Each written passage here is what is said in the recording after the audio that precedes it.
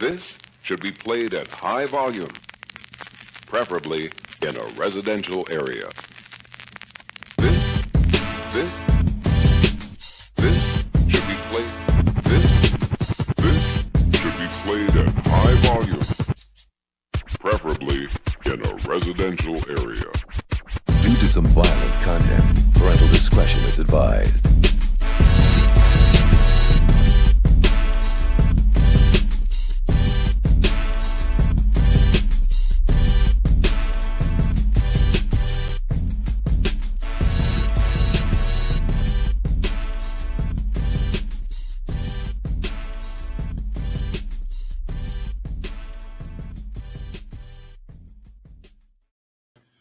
Shalom, salama, siyemi, shalom to you always, family abroad. This your man Ross T, aka Red Letter Rap. You know my wife Red is right here as well, Shalom, family. and our brother Hario is right here as well with us. Shabbat Shalom, family. How y'all doing, Israel? Shabbat Shalom. No doubt, no doubt. Oh, what a week! What a week! I'm trying to tell y'all, been a busy work week for me, but at the same time, there's been some Hebrew word study that the Most High has been having me go through, and I'm telling y'all, family, it's a good amount, but there's still so much more to do, so much more to do. So Most High willing, we'll get to that at another time. But in the meantime, between time, I want to thank everybody for coming on out right now. Shalom to you always, Auntie Cam too. Shalom to you always, Auntie Lamira. Shalom to you always, Brother Jason Camphor. And you already know Brother Javier is right here as well. So I don't know who all else is live at the moment, if other people are live, but it's all to the good. We got 6 people in the chat right now. There's been a lot of good live streams going on this week. And if y'all missed them, I definitely suggest y'all go check them out. There's been some amazing live streams from Tell You as always. Man, like they've been throwing down all this week, man. And oh my goodness. Minister Dante threw down a couple good ones this week as well, as always, you know. And then Brother TCA threw down a couple of them as well, as far as like the ones that I definitely remember that I got to go back and watch, because I end up coming up at an odd time for me to catch them. He had 4 different live videos. One is about micropossession, talking about parasites and things like that get into your body that affect you in multiple different ways, and then scripturally breaking down how to get rid of some of these things. And so then him and his wife went into cleansing your temple. There's 3 different live streams that have to do with cleansing your temple and removing these things from your body, cleansing your body on out, cleansing your temple on out. So once again, if you missed those, by all means, please check those out. If you still have not yet caught those live streams from Pastor Wilkins, I definitely suggest to do that, breaking down the difference between the law, the statutes, and the commandments. And so there's a lot of good information, so much good information in how the Most High had him break those things down. And so definitely check those on out. I'm hoping that we can try to find a way to have Pastor Wilkins come back on, and especially as we start diving into the law, to help us, understand what he's spoken, but not have to re-speak everything, because he did make those videos. But as pertaining to how we're going to go through the law, Most High willing, I'd like to incorporate some of the things in which he's already broken down to help us understand the scriptures that we will go through. And you're absolutely right. Truth Edit tweeted 2 yesterday. And so, Man, so just bars, bro. Bars. I saw it earlier this morning, man. Yeah. Bars. I didn't get a chance to finish watching that one. I watched the one where, he did one before this one right here, in which we're talking about right now, was pretty much letting people know that he's not going to change. How what he's been um, pressed upon his heart to give, to bring, how to teach it, how to reveal it. He may not be perfect. He's admitted that, but at the same time, he doesn't do his channel to be a people pleaser. And a lot of people, I guess, have gotten that confused about, Truth Unedited. You know what I'm saying? So, yeah. Then the second video where he started going in. I only got a couple moments in, and there was a quote that he put on there that I had to screenshot and share. And, let me go back to it because I don't want to misquote it. Let's see here. I'm going to it on my phone right now. Yeah, right here, right here.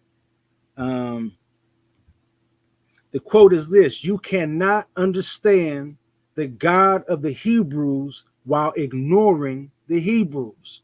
So I shared that. I shared that screenshot, and overwhelmingly so far, there's been some likes and a whole lot of loves on there. And yes, I absolutely agree.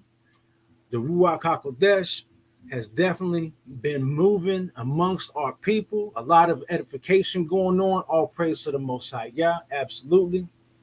Prophecy unfolding. Yeah.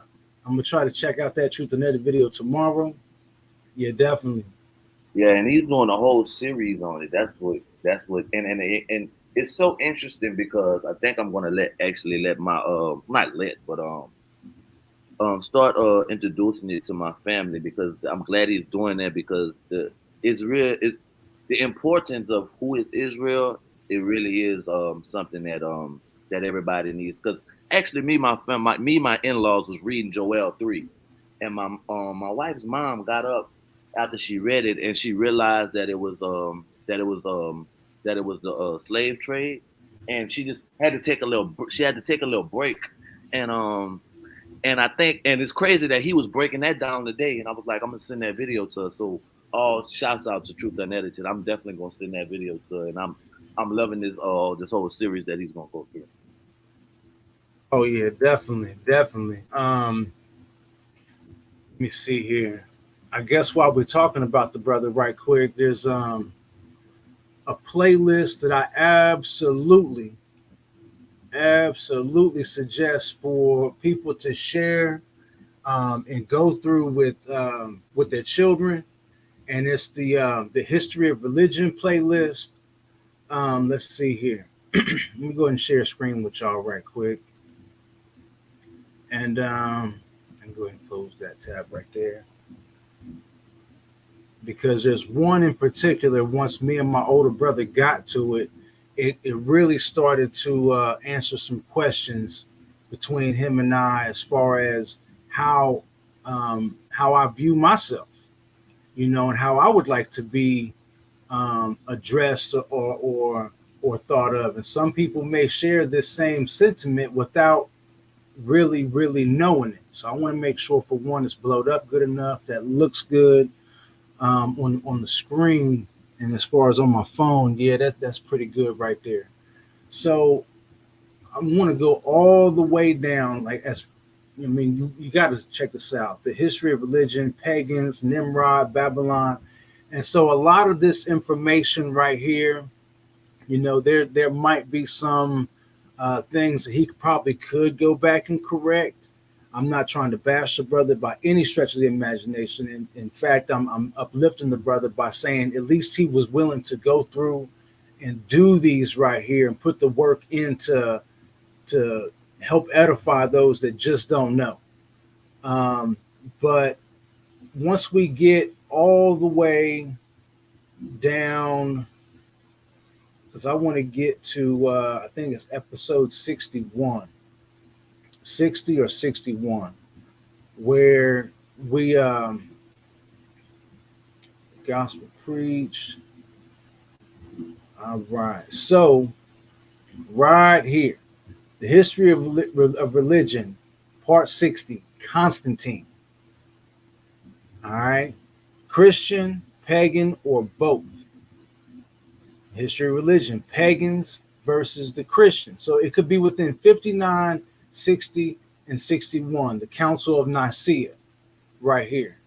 And then as you get into from 59 to 62 right here, yeah, this right here is where, in this area right here is one of the, I can't remember exactly which one, but he starts the episode off by asking, by stating how some people don't want to be identified as Christians because of the stigmatism attached to Christianity.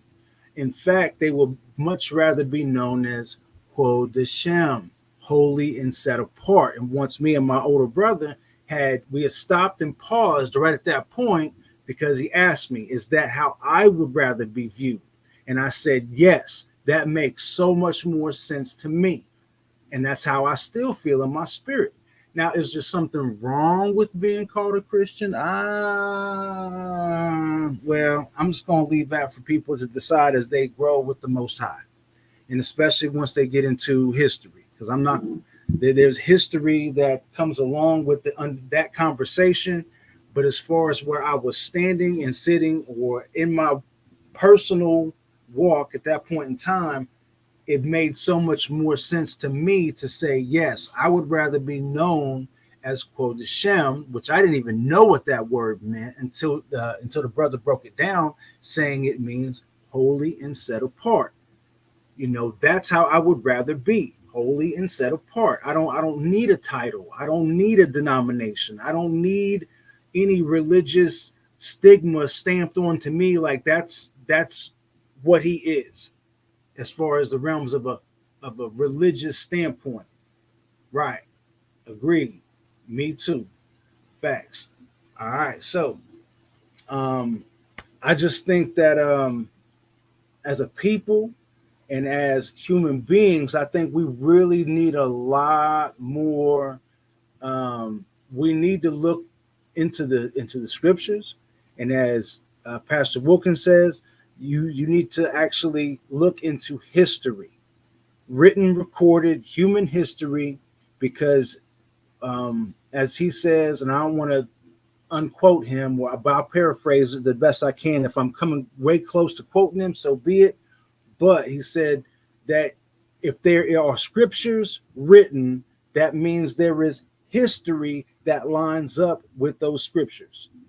So we as a human race or human beings, we actually need to look deeper into the scriptures and find the history that mirrors those scriptures. Unless you just full on believe the scriptures. And if you don't need to look into the history, you full on believe the scriptures, all praise to the Most High. But if you're a person that actually needs a little more study, that needs a little more in your study, by all means, as there are scriptures written, there are written, recorded, human historic events that I guarantee if you look deep enough, you will find the evidence. You will find where it lines up and matches perfectly to the scriptures. So I like the relationship and not religion. Facts. All right. So I know I've talked y'all ear off enough. I tried to go ahead and give some time for some more people to come on in. So far, we only have 5. One of the people dropped out. It is what it is. I'm not mad, but I want to get right on into Exodus. So if you can, you will. Please bow your heads with us where we can pray and get right on into the scriptures. And Most High willing, if we have some time, I'll show y'all a little bit of what it is I've been working on that the Most High has pressed on my heart. If y'all are interested in looking deeper into the language and the letters, the languages, or the language, not languages, but things like that. Anyway. Abba Ahayim, Most High Yah of Yasharal, Most High Yah of Abaraham, Yatisak, and Yahquab, the Most High of all creation, creator of all the heavens and earth, and everything within. Yahweh, Sabah, Wa'ath. Abba, we come humbly before your throne, thanking you for this day, asking forgiveness of our sins and iniquities, those things known and unknown, and the sins and iniquities of our ancestors and forefathers. For we repent, we confess our sins unto you, Abba, that we have walked contrary unto your law, and likewise you have walked contrary unto us. In our land of captivity, we come unto you that we have remembered ourselves, and we ask that you forgive us, Abba. We ask that you redeem us, cleanse us, wash us clean, and purge us of our sin and iniquity.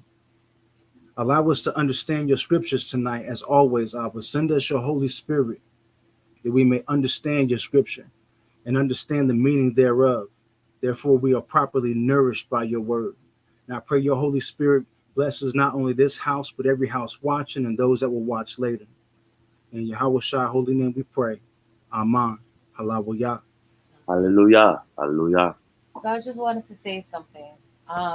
So Ross, I think what you were saying was when you said languages and not languages, it was that the Most High is revealing to you deeper and deeper how our original Hebrew language was changed and how the sounds of some of the letters are not what we think, and there's more that He's been revealing to you. And so when you pray, just especially just now, and you're using some words that or some sounds that perhaps others are not familiar with, it's because the Most High is revealing to you more and more the original language before it was manipulated and confusion set in. Facts. Correct? Facts.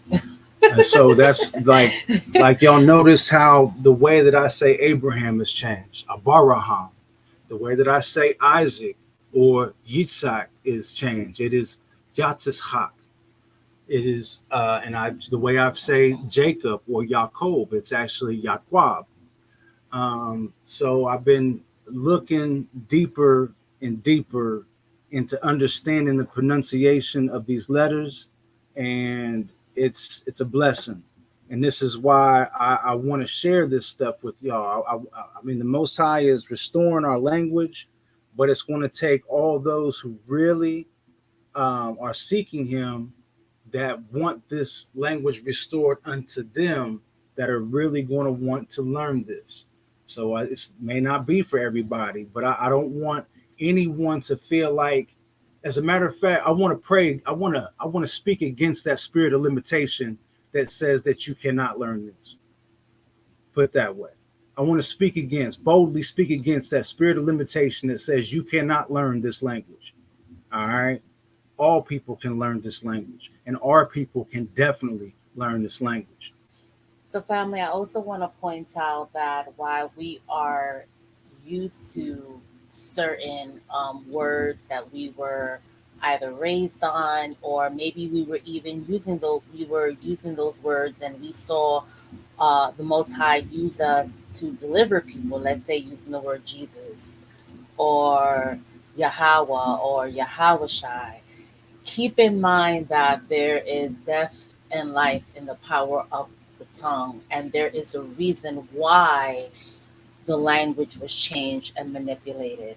And while we may have been used to deliver ourselves, or maybe someone else using um, words that we are familiar with now or were using before, that is the wink of Yah. That is the grace. We were ignorant in our walk, but as He reveals um, more truth to us, we want to be open to what the Most High has for us. As the Most High reveals truth, we're going to feel discomfort, right? Because we are comfortable with what we know. We are comfortable with what we are familiar with.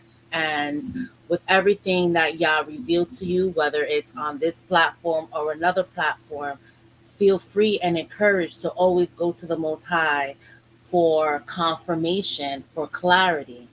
And we all can see that Wolves is gifted in understanding things quickly and retaining information. I myself do not have that gift.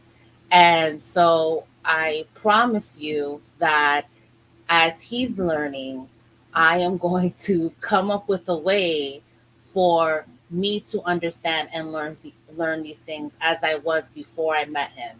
So as I come up with little strategies to be able to learn these things, these new sounds, these new symbolisms, with as original to the language as Yah reveals to us right now, right? Because Yah is always revealing as we can receive, right? Whatever I come up with, I will share with you, and I would also be here as a helper to roles to make sure that everyone has an understanding in the way that they need. I just want to put it out there. I also don't know if you guys know, but in Hebrew, the letters mean something, and the letters have a number to it, and that means something as well. So it is so important that we get to the original language. We know the original sounds. We know the meaning. One letter means many words, and that we understand the numbers, the numeric understanding to these letters. So please try not to feel overwhelmed and try to be open. Lean on to your own understanding, but acknowledge Yah in all his ways, and he will direct your path. Amen. Amen. So there are once we get to this point, trust and believe. I'm gonna most high willing. I'm gonna show y'all even in the Bible Hub Strong Concordance or the Interlinear that some of these letters, all right, now there are modern Hebrew letters like these that they have some new letters, and that their new letters make the same sounds as some of their current letters. But the problem is when you go to look at the alphabet of the modern Hebrew versus the ancient Hebrew, or some might even call it the Phoenician alphabet, um, that those letters don't exist, and that there's only one letter that can make that sound. For instance, this letter here may not be the same letter that's on the Bible Hub app for Lamech or Lamach, but that letter makes the same sound as the ka. So that's why I put it there. That's why I put the ka there. So as we continue on, just like I said, I'm just showing y'all, I'm not even gonna go through all this stuff. I'm just showing you what the Most High has been showing me. We're not even getting into this right now. I'm just once again. So this is why, let's go back right here. Abraham, Abaraham, Abaraham, Abaraham, Abaraham. Now, if you go ahead and if you wanted to put the A on the end for Abarahama, that's up to you. But it doesn't sound like it really, it doesn't look like nor sound like it really is that way. It's Abaraham. So Abaraham. And so Sarai, Sarah, Isaac, Yah, Tis Hakwa, or Yah Tis Hak. Yah Tis Hakwa, or Yah Tis Hak. You know, and as I said before, Yah or Yai, because this is the I, Yah I, Quab. Yah, Yai, or Yah I, Quab. Same thing. That's why that's what I'm learning. When you actually go into the actual lettering and pronouncing, you start Okay, so seeing there's things. one thing being that you decided to show this. Um, if can you go back to the other screen, Walls? Thank Mm-hmm. you. So go to the modern. Oh, Go to the modern version. Can you put the points in the modern version, please? oh, I don't have those No, points. right there. Those are modern letters. Yeah, these are the modern Right, letters. can you point to them? Okay, right. Can you go to the top so it could be in order in this? All the way to the top.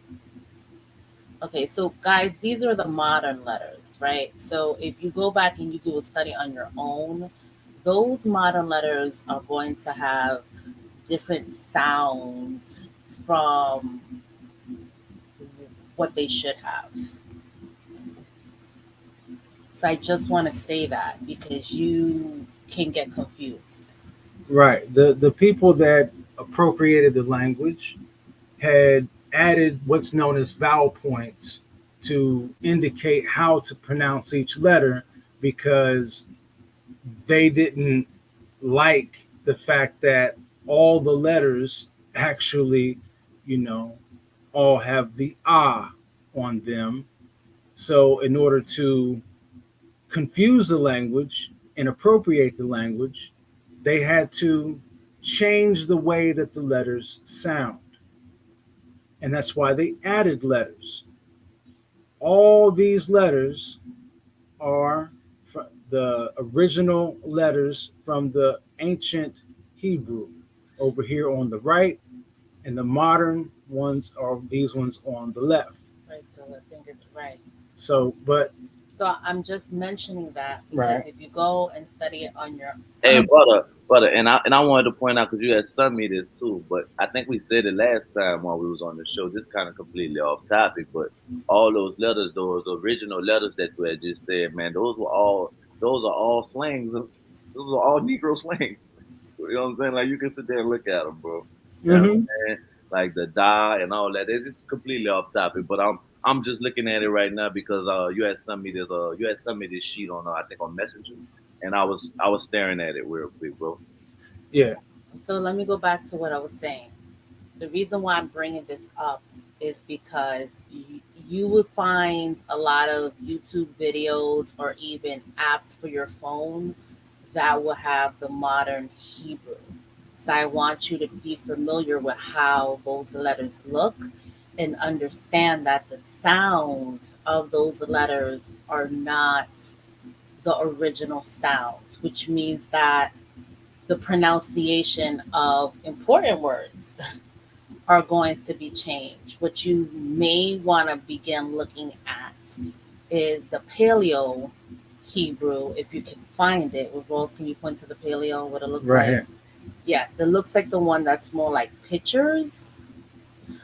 And you want to go to a site that also has the symbolism of what each of those letters are. And that's what Rose was showing on the other screen. Babe, can you go to the other screen? So, can you point to the ah in the paleo? Right here. So that's the ah. So it means strong, power, and leader. And isn't that the ox too? Mm-hmm. And it's also the ox. So if you want to begin somewhere, you want to find sites that have the paleo and break it down not only to definition but expand it.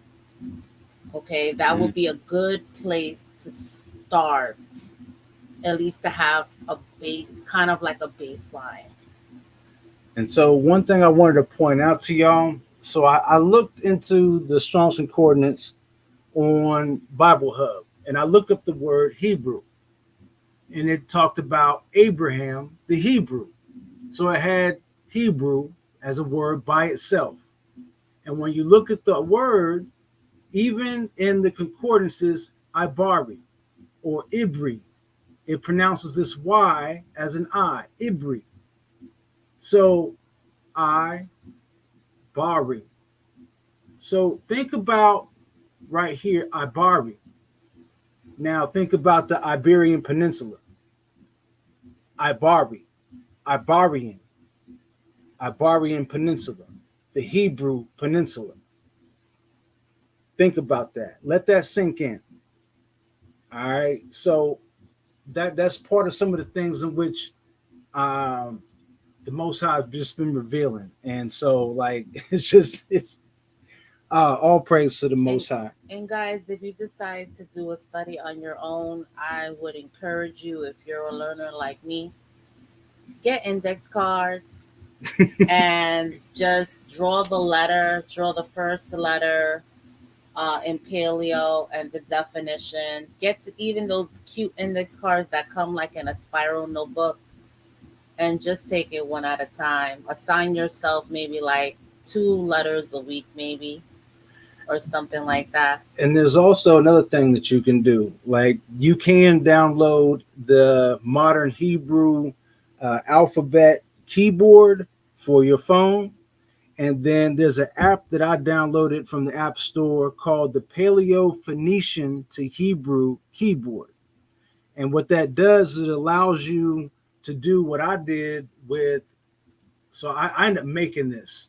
I made this on my phone, and then I just shared it to my email, and then cropped the pictures. So what I did is from the keyboard is I typed this, and then I copied this and typed these letters into the Paleo Phoenician to Hebrew keyboard and got these letters. So maybe another time you'll have So to show yeah, that, I can because show y'all that. and another time, probably I think, Walls, you were thinking about just doing a series just on this. Right, right. Because guys, because they wanted to hide the original language, it, you can't even change your phone to Paleo Hebrew. You're gonna everywhere you're gonna find mainly modern Hebrew. Even in the Sefer, the words that we read from the Sefer is modern Hebrew words. Which is Yiddish, Right, it's Yiddish. especially with those vowel points. It's Yiddish Germanic with those vowel points. So, Okay. all right. So last week, we got a chance to go through and see. We went through about 7 chapters, and so we went from chapter 8 to chapter 4 through chapter 14. We're going to start up at chapter 15, but we got a chance to see how the Most High led us out of Egypt, and we also got to see how Pharaoh was just being so hard-headed and hardened of heart, just like the Most High said he was going to do. He said that the Pharaoh's heart was going to be hardened, and he was not going to let them go. And that not only when he had said that he was going to let them go, he would try to compromise here and there or try to negotiate. Like, so how many? Like, y'all can go, but how many? How many of y'all? Or y'all can go, but leave the women and children. Or y'all can go, but leave your cattle and leave your flocks. You know, and so eventually it just got to the point to where, if y'all know the story, he was like, all right, all y'all go, get out of here. Y'all got to go. And so once they got out, he was like, no, they can't go. I can't let them leave. No, because the people was like, some of his higher ups were like, well, why'd you let them go? Who's going to do our labor for us? All that foolishness. But the Most High led them out and got them to a spot to where it looked like they were cornered, and did it on purpose, so that way they could see in the flesh. They could see how the Most High was going to deliver them and destroy Pharaoh and his army right in front of them and deliver them from Egypt. All right, so let's go ahead and start right here. And Yahweh said unto Masha, or Moses, or right here it says Moshe, but it's Masha. We went through this. And Yahweh said unto Masha, stretch out thine hand over the sea, that the waters may come again upon the Mitzrayim. And so the Mitzrayim right here, but the Egyptians. All right, for those that don't know yet. So the Mitzrayim upon their chariots and upon their horsemen. And Masha stretched forth his hand over the sea, And the sea returned to his strength when the morning appeared, and the Mitzrayim fled against it, and Yahweh overthrew the Mitzrayim in the midst of the sea. And the waters returned and covered the chariots and the horsemen and all the hosts of Pharaoh that came into the sea after them. There remained not so much as one of them, but the children of Yasharal walked upon dry land in the midst of the sea, and the waters were a wall unto them on their right hand and on their left. Thus Yahweh saved Yasharal that day out of the hand of the Mitzrayim, and Yasharal saw the Mitzrayim dead upon the seashore.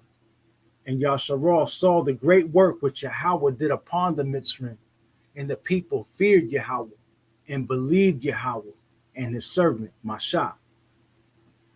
Then sang Mashah and the children of Yasharal this song unto Yahweh, and spake, saying, I will sing unto Yahweh, for he hath triumphed gloriously. The horse and the rider hath he thrown into the sea. Yahweh is my strength and song, and he has become my salvation. He is my Alahayim, or Alahayim, and I will prepare him in habitation. My father's Alahim, and I will exalt him. Yahweh is a man of war. Yahweh is his name. Pharaoh's chariots and his hosts hath he cast into the sea. His chosen captains also are drowned in, it says the Red Sea, but it's the Sea of Reeds. The depths have covered them. They sank into the bottom as a stone. The right hand, O Yahweh, or thy right hand, O Yahweh, is become glorious in power. Thy right hand, O Yahweh, hath dashed in pieces the enemy. And in the greatness of thine excellency, thou hast overthrown them that rose up against thee. Thou sentest forth thy wrath, which consumed them as stubble.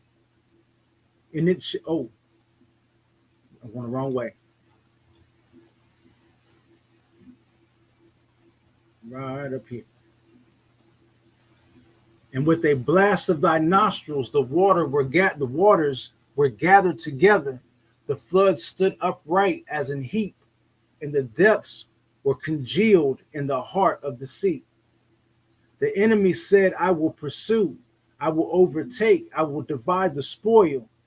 My lust shall be satisfied upon them. I will draw my sword, my hand shall destroy them. Thou didst blow with thy wind, the sea covered them. They sank as lead in the mighty waters. Who is like unto thee, O Yahweh, among the Alahim, or the Alahayim? Who is like thee, glorious in holiness, fearful in praises, doing wonders? Thou stretchest out thy right hand, the earth swallowed them. Thou in thy mercy hast led forth the people which thou hast redeemed. Thou hast guided them in thy strength unto thy holy habitation. The people shall hear and be afraid. Sorrow shall take hold on the inhabitants of Palestine, or Philistia, or we'll go into that another time on how to actually say that. Then the dukes of Edom shall be amazed. The mighty men of Moab, trembling, shall take hold upon them. All the inhabitants of Canaan shall melt away, or Hanan. Fear and dread shall fall upon them. By the greatness of thine arm, they shall be as still as a stone, till thy people pass over, O Yahweh, till the people pass over, which thou hast purchased. Thou shalt bring them in and plant them in the mountain of thine inheritance, in the place, O Yahweh, which thou hast made for thee to dwell in the sanctuary, O Adonai. which thy hands have established. Yahweh shall reign forever and ever. For the horses of Pharaoh went in with his chariots and with his horsemen into the sea. And Yahweh brought again the waters of the sea upon them. But the children of Yasharal went on dry land in the midst of the sea.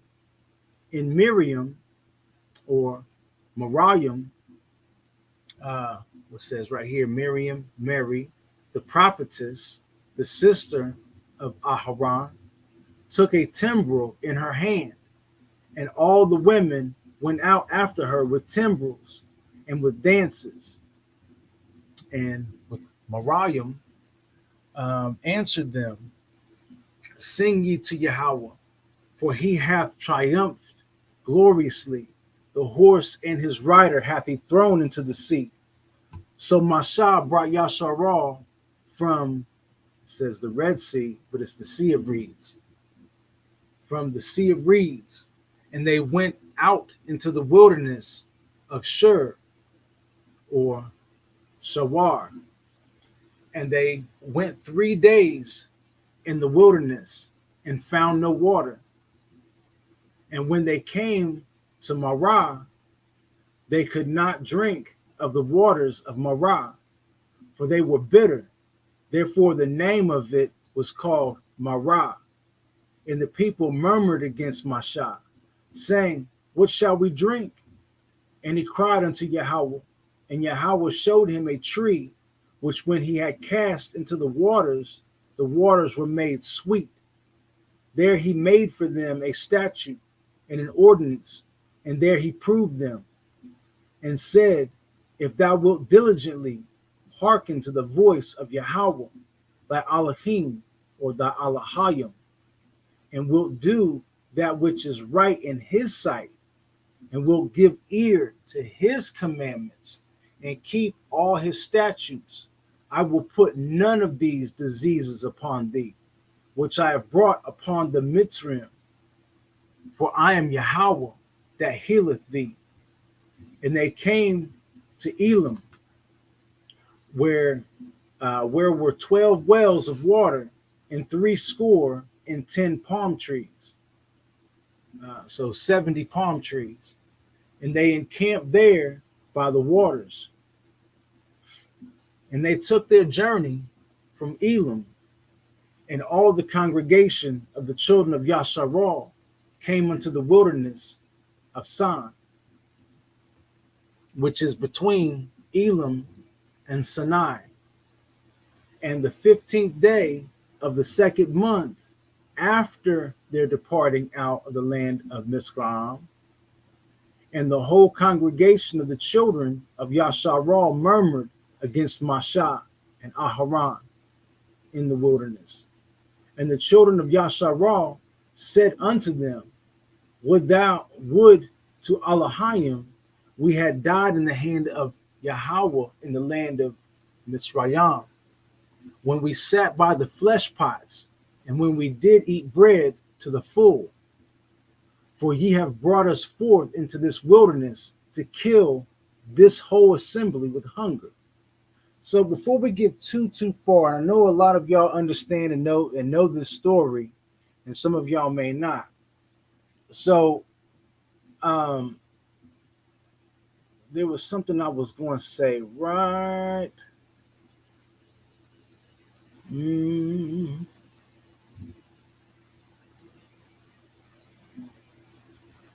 This right here, this verse, this is something that unfortunately there might be another occurrence of this here soon. That there are those of us that have gotten so used to this place, the place of our captivity in this modern day, and have grown so accustomed to the technology and the amenities and the sweets and the all the stuff that this place has. And a lot of us don't understand still that 75 to 80% of the things on the shelves at the stores are outlawed and banned in other countries around the world because they're not truly fit for human consumption because the chemicals and preservatives and things in the food. But a lot of us don't know that. And unfortunately, we're going to have a great deal of people that is going to murmur about, and the children of Yasharal said unto them, would to Allahayim we had died by the hand of Yahweh in the land of Mitzrayim. Meaning, oh, we might as well have died, in Mystery Babylon or that place we just came from, that, you know, United Snakes, we should just perish there. Instead, we out here in the wilderness, thirsty and whatnot. And we at least we had stuff when we sat by the flesh pots, and when we did eat bread to the full, we got full and we got swole off that garbage food, all that um, bottom feeder menu and everything that we was consuming over there in the United Snakes. We should have just stayed on over there eating shrimp and catfish and all kinds of and swine and everything. At least I got a full belly up off that stuff. You I know. think also like the products that they have over here are like harmful, right? Like Mhm. everything that's on the shelf is harmful. And I think what we have heard in people that we do know that have went back home, they can't get that stuff, right? They can't get certain cookies and chips and stuff that you find here because we're used to that unhealthy stuff. And if they find something over there, I think one of Sharita paid $18 for some little pack of 50-cent Cheetos. Sheesh. Crazy. And I think Sharonza paid, I don't know, like maybe $10 for a $2 bottle of Baby Ray's barbecue sauce. Sheesh. See. And they miss some of the food that they've got accustomed to here because we've had it for so long.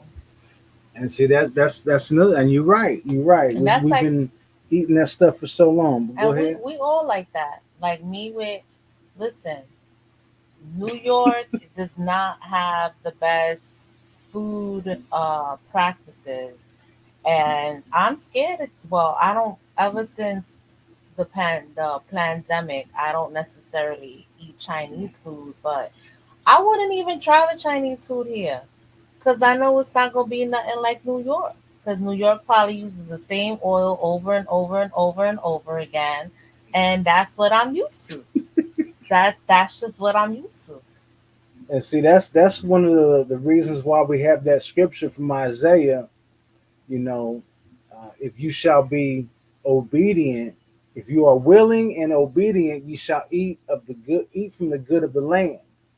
These are some things that a lot of us still don't get. We still haven't wrapped our hearts and our minds around what that scripture really, really It's means. like if you start eating clean now, if you start eating more vegetables and don't put a whole bunch of gunk on it, you try eating something from a fast food place, you may just get sick Yup, because your body's no longer used to that. You've already detoxed from all that. facts.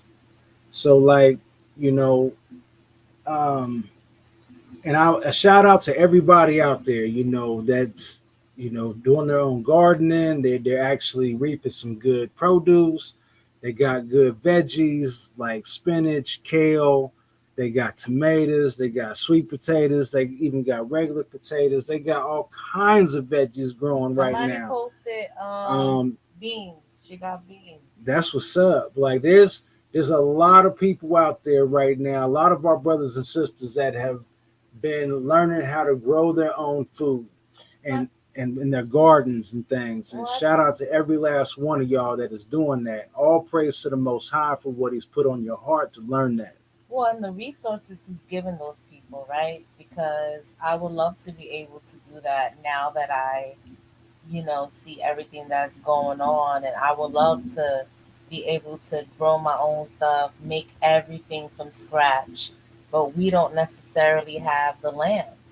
We don't have the land, we don't have the space. And I don't have the time to be making all my stuff from scratch because I work.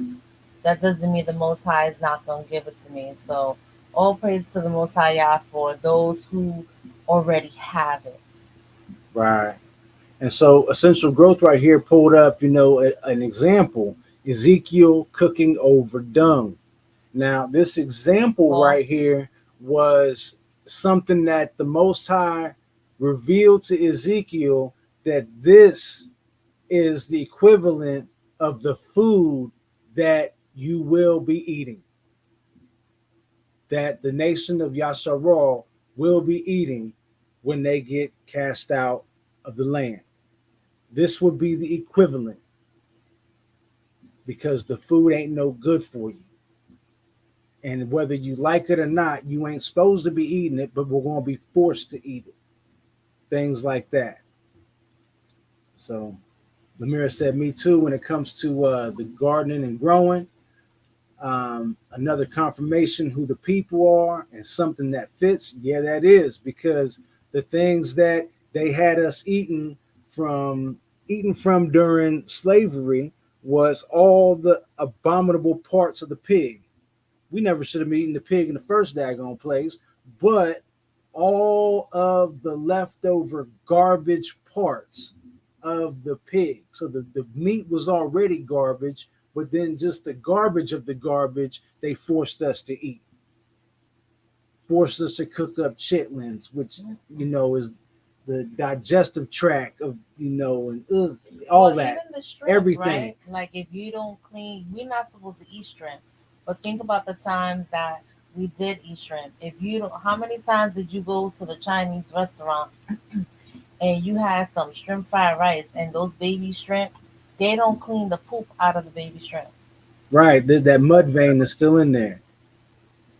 But y'all, honestly, I got a phone call real quick, and I had to come back. What we talking about, man? Because Well, I, cause I see y'all talking about food and stuff. right. So we got on this conversation because right here in chapter 16, we have the children of Yasharal murmuring that they should have died in the land of Egypt, because at least in the land of Egypt, when they sat by the flesh pots, they did eat bread to the full. And for, you brought us out to this wilderness to kill this whole assembly with hunger. So they were murmuring about being hungry out in the wilderness when they was remembering Egypt and all the garbage they was eating. And so I got into Right, talking about how people are going to end up saying those same things again when the Most High brings us out of this place, that they're going to be murmuring about all the bottom feeder menu that they was eating over here, and at least they got full off that abominable swine and other things that they shouldn't have been eating, and all those ocean roaches and things like that they was consuming, and all that garbage. right. But these things are going to be said again. That's how we got to this conversation, talking about the different things you know that we've been eating over here. And Sister Essential Growth put up, talking about how Ezekiel had to cook over dung, and how that right there was a symbol or a revelation on that's the kind of food we were going to be eating essentially. Facts, facts, facts, facts. All right. And then another confirmation who the people are, and something that fits is what she was saying. And, TX4, you said, like, right now, yup, more mockery. They didn't clean it. All the stuff that we've been forced to eat over here, and then been convinced that all things are good to eat. I don't know if we Right, were right. And forced. see, I think that we've been misguided. Oh, they were forced. They were forced to eat that during slavery. right, right, right. And I think it was a mockery, like somebody said.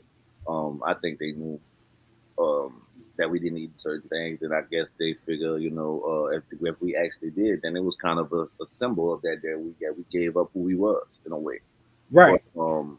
but I was talking to my cause since we on this, I've been trying to do I wanted to talk to you about that backstage, and that's kind of a lot of stuff I've been doing, trying to talk to my cousins, my older cousins, about trying to bring them in, man. And that came up, you know what I'm saying? Because they still on the porky and down here in Louisiana they still on the seafood and stuff like that. And me and my little brother we don't eat that stuff no more. And it was kind of asking why, and I was like, yo, like the Most High gave us. I'm like, because he said it, and it was just like, well, why just what I'm saying? They trying to took it, and then I was like, yo, if the Most High gave a list of stuff that you can eat and you can't eat, bro. Like, why would you go to the stuff? I mean, like I can't for the life of me, I can't get why you would want to continue to just go ahead and eat the ones that what I'm saying that he said not to. You know what I'm saying? I mean, there's so many other stuff out there to eat. You know what I'm saying? So much other. You know what I'm saying? Like he labeled a few things. You know what I'm saying? Stuff that eat trash. You Well, know what I mean? I mean, Stuff that eat trash. it was like it became like that earlier on. I mean, Adam and Eve from the beginning had could eat from fruit from any Every other tree, tree right? Yeah, but yeah, that yeah. particular What was so tree. good about the going over there and just grabbing that one? You know what I mean? Like, and you're right, yeah, that's the spirit that kind of came out, and I'm like, and for the life of me, I'm gonna say the argument that came out of that, it really didn't. That's the spirit you exactly right. Yes, that's the spirit that came out. You know what I mean? I'm just like, yo, like why are y'all so focused on the bottom feeders? I'm like, yo, he didn't give you one specific thing and say, yo, eat that and don't, what you call it. You know what I'm saying? Like there's a whole bunch of other stuff to eat. You know what I mean? They was just focused on the food that they was making excuses for the food that he said not to eat. And I'm like, yo, like this is not the whole world. The whole world don't have shells on them. You know what I'm saying? The whole world, you know what I'm saying? The whole world don't have you know what I'm saying? It's not swine. The whole every animal ain't a pig. You know what I mean? Like I'm just it turned into that, man. And I just wanted to kind of bring that out since we was talking about food. But I'm Well, let's get back to it. I mean, unless you it's fine. try not to let that worry you so much on your free time. Go into Romans 14 and read what is in the Most High's word about, you know, those of those who we love, who, have different dietary beliefs and different forms of obedience I than know what exactly what scripture you talk about. Romans 14 Yeah, yeah, yeah, to help you with that. yeah. Okay, babe, go ahead. Mhm. So, Notorious Hebrew is absolutely correct. The plan was to keep us in a constant state of sin. Our diet was a tool. David said, "Let their table be as a stumbling block and a snare." Balaam said, "You make them curse themselves." Crafty counsel. That's right.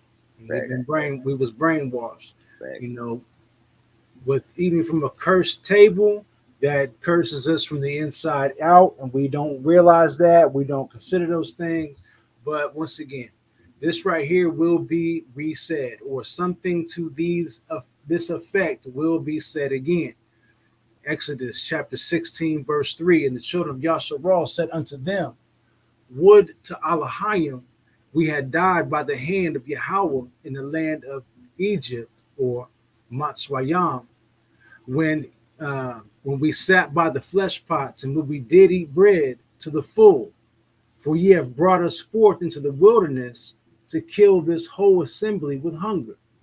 Then said Yahweh unto Mashah, "Behold, I will rain bread from heaven for you, and the people shall go out and gather a certain rate every day, that I may prove them whether they will walk in my Torah or no." So,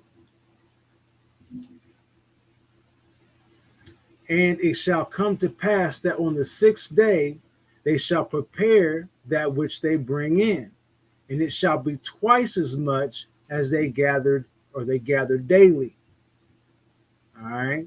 And the reason why they gather twice as much on the sixth day is so that way they have enough to prepare for that evening and the Shabbat. Shabbat, yeah, Shabbat. Right. So that way they do nothing on the Shabbat.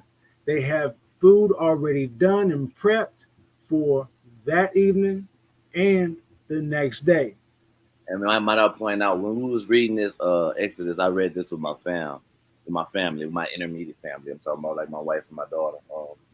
This was this exact verse right here that we're coming up to, and this and when the one we're reading, this what made my wife understand Shabbat. Like I just wanted to point that out. This That's made what's her understand Shabbat because she really didn't understand preparation, that preparation Friday and stuff like that. She didn't really understand that up until this point. And then, and especially when we're about to read and we're gonna see what happens to the people that didn't do this. right. And Masha and Aharon said unto the children of Yasharal, at even, once again, at even, then ye shall know that Yahweh hath brought you out from the land of Mitzrayim. And in the morning, then ye shall see the glory of Yahweh, for that he heareth your murmurings against Yahweh. And what are we that ye murmur against us? Or yeah. And Masha said, this shall be when Yahweh shall give you in the evening flesh to eat. Now people see that and they say flesh, that means meat. No. And in the morning, bread to the full.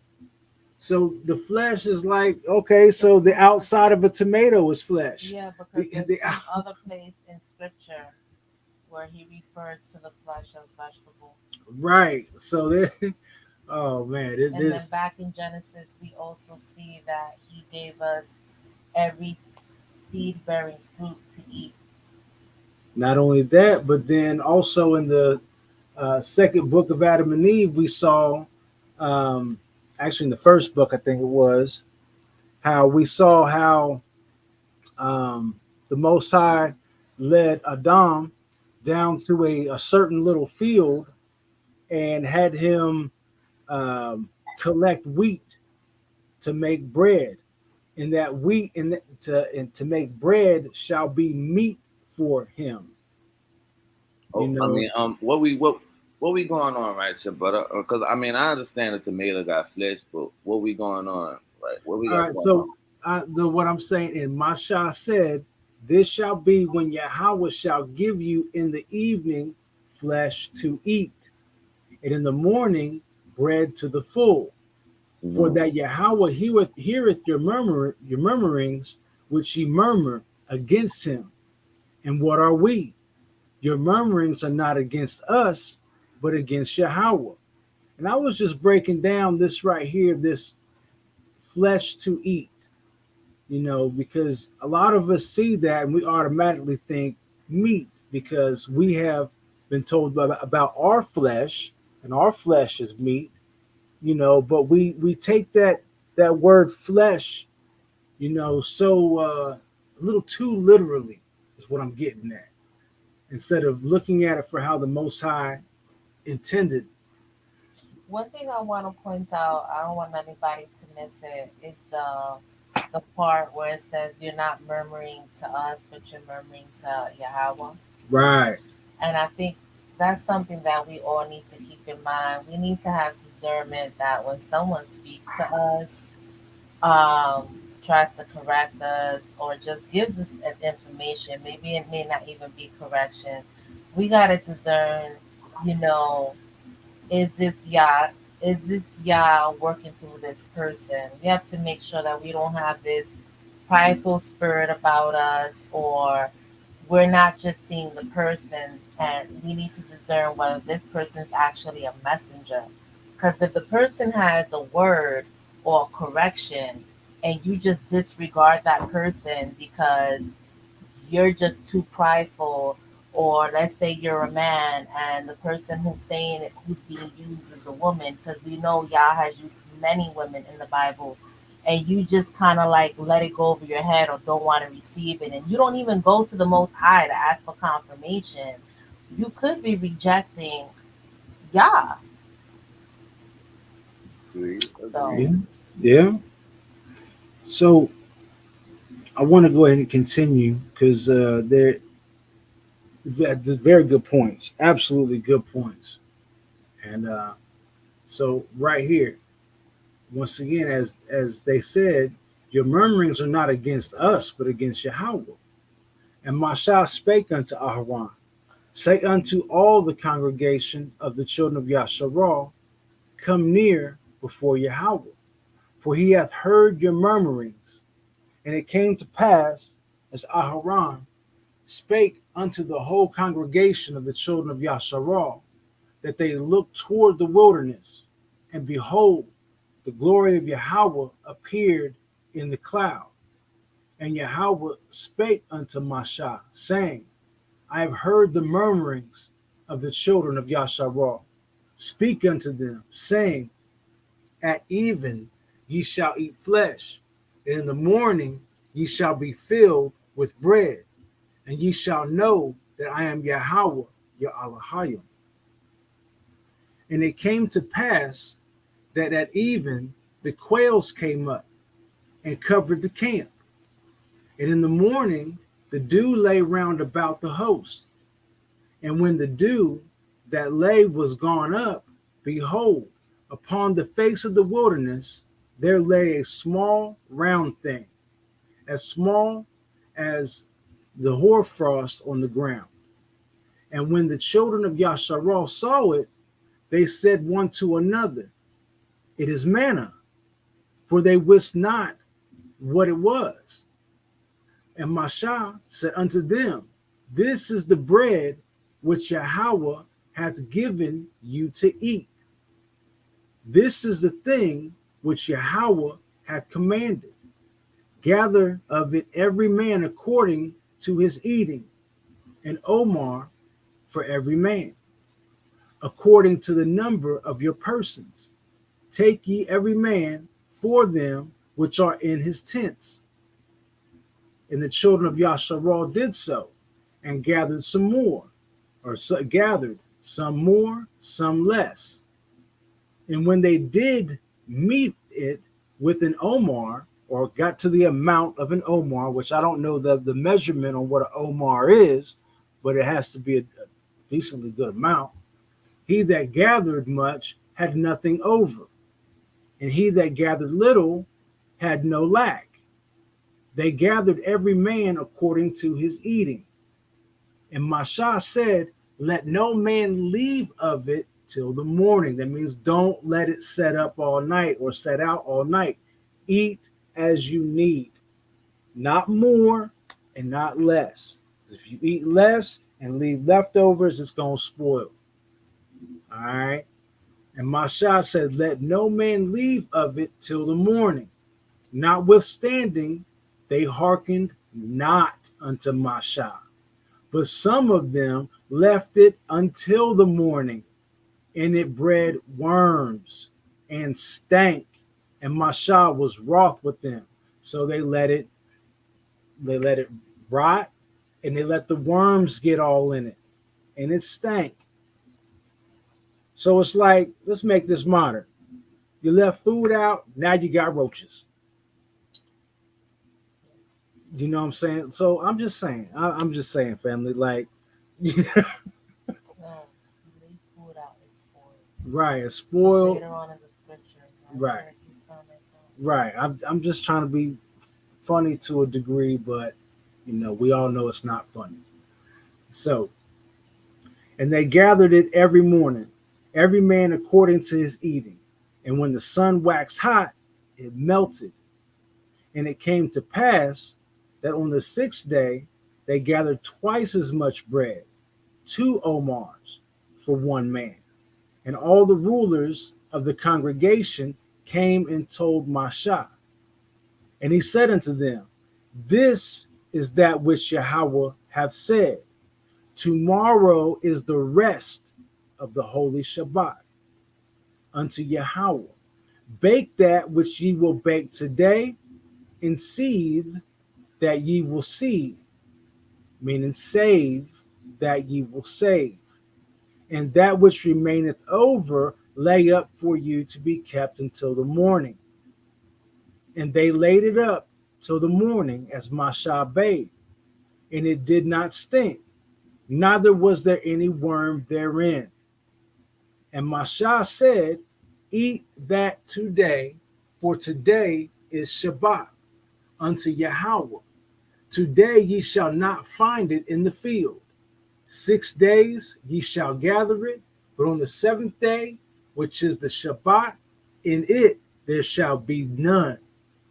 And it came to pass that there went out some of the people on the seventh day for to gather, and they found none, being hard headed.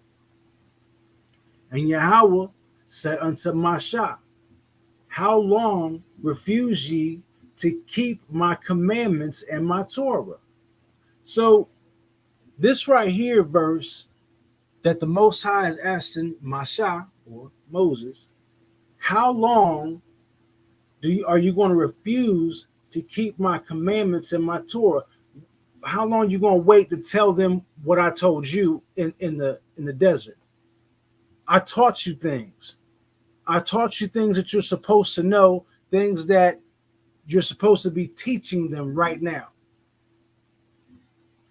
And so, yeah, it's all good and cool that, you're telling them to gather as they should gather throughout the 6 days, but don't gather nothing on the seventh because there ain't gonna be nothing out there, but there's still things I taught you that you're supposed to be teaching them. So how long is it you're gonna refuse to keep my commandments and my Torah? See, for that Yahweh hath given you the Shabbat. Therefore, he hath given you on the 6th day the bread of 2 days. Abide ye every man in his place. Let no man go out of his place on the 7th day. So keep that in mind. All right. So the ways in which they were compact on that 7th day, while they're, supposed to be in their tent or in their place, they're still so close up together that Masha could be teaching them on that 7th day. For they ain't got nothing else to do besides rest, eat when the time is right, and give the Most High reverence to learn more about him, learn what pleases him, learn the things learn his ways.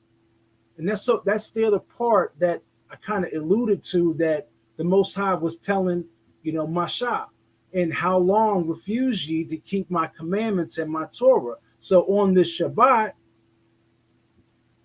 we should be learning about the Most High and giving him reverence for the things of which he's done, all of his creation which he has created, and giving reverence to his ways. All right. So abide ye every man in his place. Let no man go out of his place on the 7th day. So the people rested on the 7th day. And the house of Yasharal called the name thereof manna. And it was like coriander seed, white. And the taste of it was like wafers made with honey.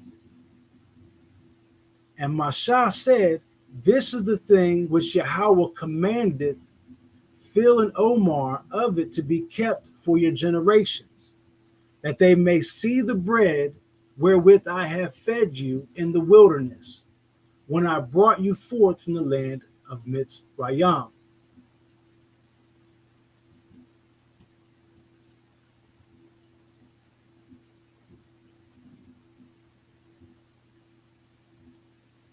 And Masha said unto Aharon, take a pot and put an Omar full of manna therein, and lay it up before Yahweh to be kept for your generations. And Yahweh commanded Masha. So Aharon laid it up before the testimony to be kept. Excuse me. And the children of Yasharal did eat manna 40 years, until they came into the land inhabited. And they did eat manna until they came unto the borders of the land of Canaan, or Quanan. Now an Omar is the 10th part of an ephah. Once again, I don't know these measurements. I'm not going to pretend to, not going to sit here and lie about it. But now that you know the words, an Omar and an ephah, these are measurements, and I'm pretty certain You know, I'm gonna do my due diligence. I'm gonna have to look these words up. I'm gonna have to look on. A sister put it in there. Can't say her name. Oh, Shell and Harry, thank you, thank you, thank you. All praise to the Most High. Let me go ahead and switch back over right quick. And Omar measures 3.4 to 3.9 pounds. All praise to the Most High. That's what's up. I thank you, thank you, thank you. See, that's beautiful. That's what this is all about. You know what I'm saying? To help one another understand these things. This is a Bible study for all people. So if I don't got the answer, I pray one of y'all do and help edify the whole congregation. So we're all learning together. That's what's up. All praise to the Most High. That's right. And learn. That's right. Yes, that's right. Sure enough. All right. So, right here. And all the congregation of the children of Yasharal journeyed from the wilderness of San after their journeys, according to the commandment of Yahweh, and pitched in Raphidim, and there was no water for the people to drink. Now, we'll come back to this word another time because there is that star that has been, cast upon us that we're supposed to be having as a symbol, and no, we're not. That star of Raphaim. And so, no, that star is not our star. That star is not our symbol, and that has nothing to do with us. It has nothing to do with the children of Yasharal. It has to do with another people. So, and there was no water for the people to drink.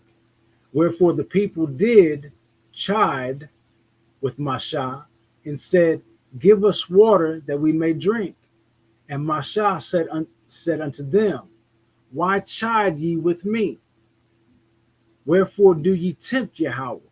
So notice this word chide. You know what I'm saying? Like, it don't sound a whole lot like jive.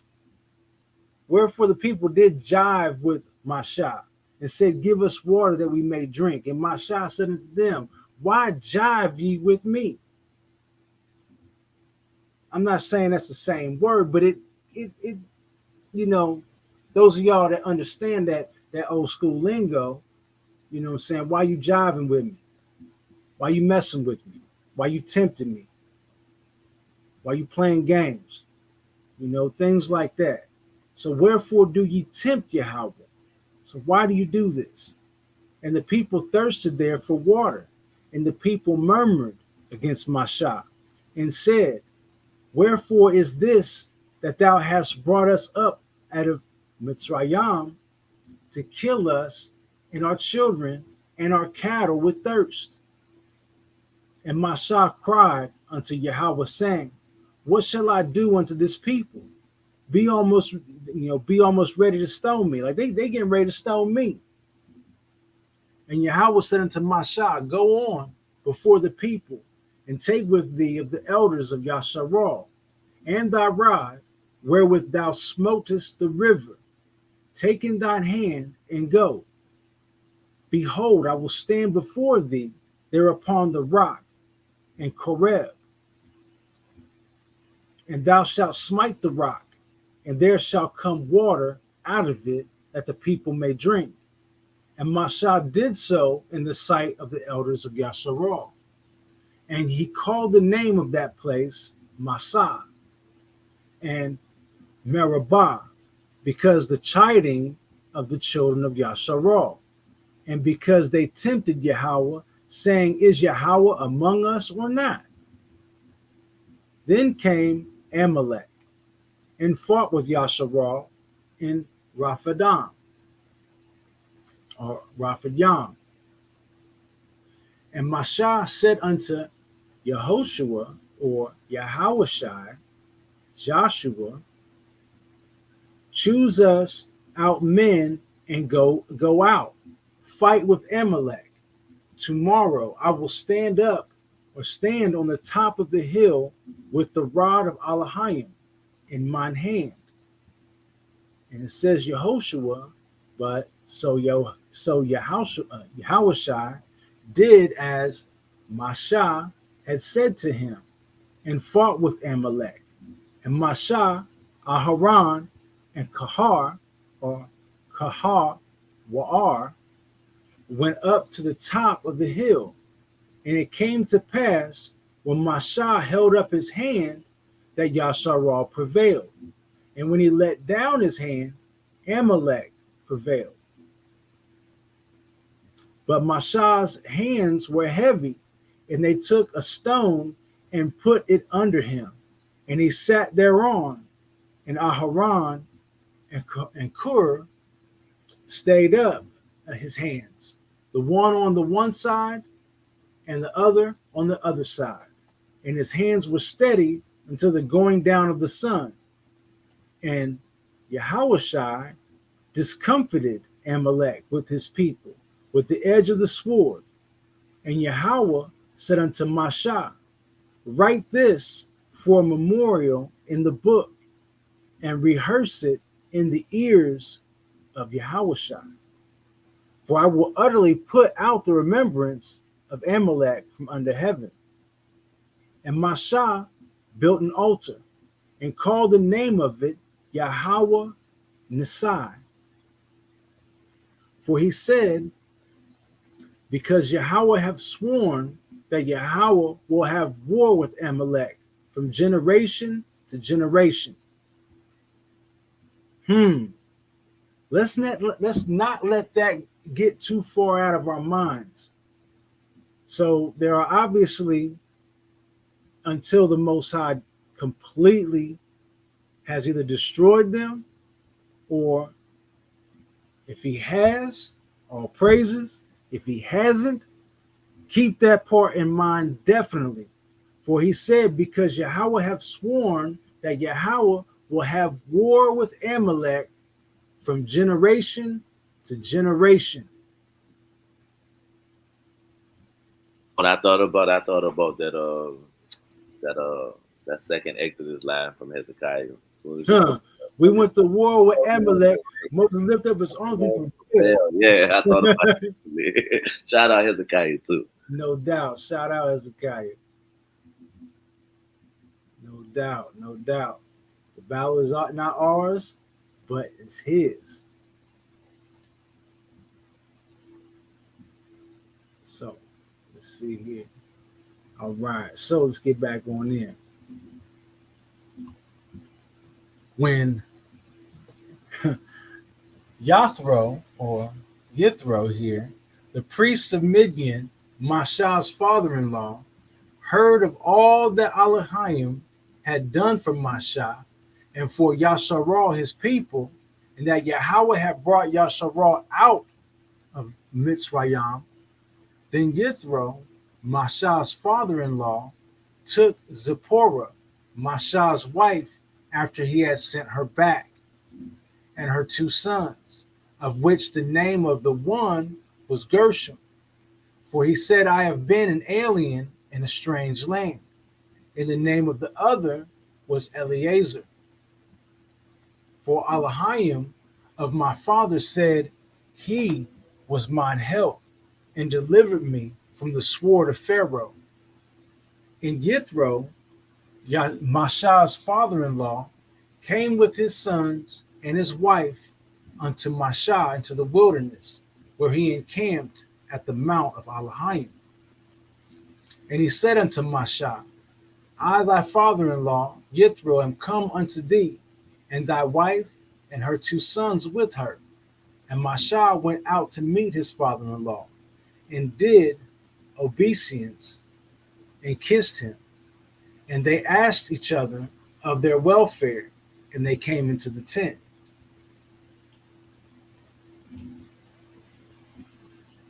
And Masha told his father-in-law all that Yahweh had done unto Pharaoh and to the Mitzrayim for Yasharal's sake, and all the travail that had come upon them by the way, and how Yahweh delivered them. And Yithro rejoiced for all the goodness which Yahweh had done to Yasharal, whom he had delivered out of the hand of the Mitzrayim. And Yithro said, Blessed be Yahweh, who hath delivered you out of the hand of the Mitzrayim. For out of the hand of Pharaoh, who hath delivered the people from under the hand of the Mitzrayim. Now I know that Yahweh is greater than all Elohim. For in the thing wherein they dealt proudly, he was above them. And Yithro, Mashah's father-in-law, took a burnt offering and sacrifices for Elohim, and Aharon came, and all the elders of Yasharal, to eat bread with Mashah's father-in-law before Elohim. And it came to pass on the morrow that Mashah sat to judge the people, and the people stood by Mashah from the morning until the evening. And when Mashah's father-in-law saw all that he did to the people, he said, What is this thing that thou doest to the people? Why sittest thou self alone, and all the people stand by thee from morning unto even? And Mashah said unto his father-in-law, Because the people come unto me to inquire of Elohim. And when they have a matter, they come unto me, and I judge between one and another. And I do not make them know the statutes of Elohim and his Torah. And Mashah's father-in-law said unto him, The thing that thou doest is not good. All right. So let's go ahead. No. Thou wilt surely wear away both thou and this people that is with thee, for this thing is too heavy for thee. Thou art not able to perform it thyself alone. Hearken now unto my voice, and I will give thee counsel, and Elohim shall be with thee. Be thou for the people before Elohim, that thou mayest bring the causes unto Elohim. And thou shalt teach them ordinances and Torah, and shalt show them the way wherein they must walk, and the work that they must do. Moreover, thou shalt provide out of all the people able men, such as fear Elohim, men of truth, hating covetousness, and place such over them to be rulers of thousands, and rulers of hundreds, rulers of fifties, and rulers of tens. And let them judge the people at all seasons. And it shall be that every great matter they shall bring unto thee, but every small matter they shall judge. So shall it be easier for thyself, and they shall bear the burden with thee. If thou shalt do this thing, and Elohim command thee so, then thou shalt be able to endure, and all this people shall also go to their place in Shalom. So Mashah hearkened to the voice of his father-in-law and did all that he had said. Now I shouldn't have started right, shouldn't have kept going there, but these right here. So from verse 17 down here to verse 23. In the KJV, it's Jethro. In this scriptures, it's Yithro. But he's breaking down to him something that the Most High asked him scriptures back. How long are you going to withhold from my people my commandments and my Torah? Yeah, I caught that. You took the words right out of my mouth, brother. Right. So he should have been teaching them the Torah, teaching them the instruction, teaching them the commandments, things that the Most High had taught him in the wilderness or in the desert before he came back in contact with his brother, Aharon. He came back in to, tell Pharaoh, let my people go. There's things that he's supposed to have been teaching this whole time. So that way the people know how to walk. You said his brother, Aharon. Yeah. Aharon is his brother. Is Moses' brother. That's his blood brother? I Yeah. thought that just was his friend. Nah. That was his brother. Yeah. Hold on, what happened? Where it says that's his brother, and show me when we're not on here. All right. Show me. All right. So Aaron is a Levite, right? So yeah, yeah, so right, yeah, I think that's his blood brother. I mean, because him, Aaron, and Miriam, right? yeah. So but right here, and Masha's father-in-law said unto him, the thing that thou doest is not good. This is the same thing that the Most High was trying to warn him about. How long why do you refuse to teach my Torah and my commandment? And so thou wilt surely wear away both thou and this people that is with thee, for this thing is too heavy for thee. Thou art not able to perform it thyself alone. Now, this right here, I'm going to say, in my opinion, we can consider that this verse would be the precept to each one teach one. We are all our brother's keeper. We are responsible for one another. And like I've said many other times, every bit of kingdom money, every bit of wisdom and understanding, every lesson learned from the Most High, we are now responsible to share this with others. I agree. I agree. Because thou wilt surely wear away both thou and this people that is with thee, for this thing is too heavy for thee. Thou art not able to perform it thyself alone. So right here, and thou shalt teach them ordinances and Torah, ordinances and instruction, and shalt show them the way wherein they must walk and the work that they must do. This is what we've been doing on this channel since day one. So all of us that don't know these scriptures, like before we got into everything, I read these scriptures first with y'all because I had never read these scriptures. A bunch of these scriptures we went over, I had never seen them before, never read them before, but the whole time the Most High had been revealing, we've been saying it, that these things are for, it's a safe place for all of us to learn. There's no such thing as a dumb question, that it's just a safe place to confess our sin. We don't have to air out all of our dirty closet and everything else, you know what I'm saying? But things that pertain to helping one another, things that also pertain to the instruction. And just like I'm gonna go ahead and salute the Rock Bar, that if whoever is not saying to keep the Father's commandments, that's not who the Father sent. The Father is only going to send someone before you that's going to tell you to keep his commandments, to fear the Most High and to keep his commandments. That's who the Father sends. Anybody else, if they're missing that key of keeping the commandments, that ain't who the Father sent.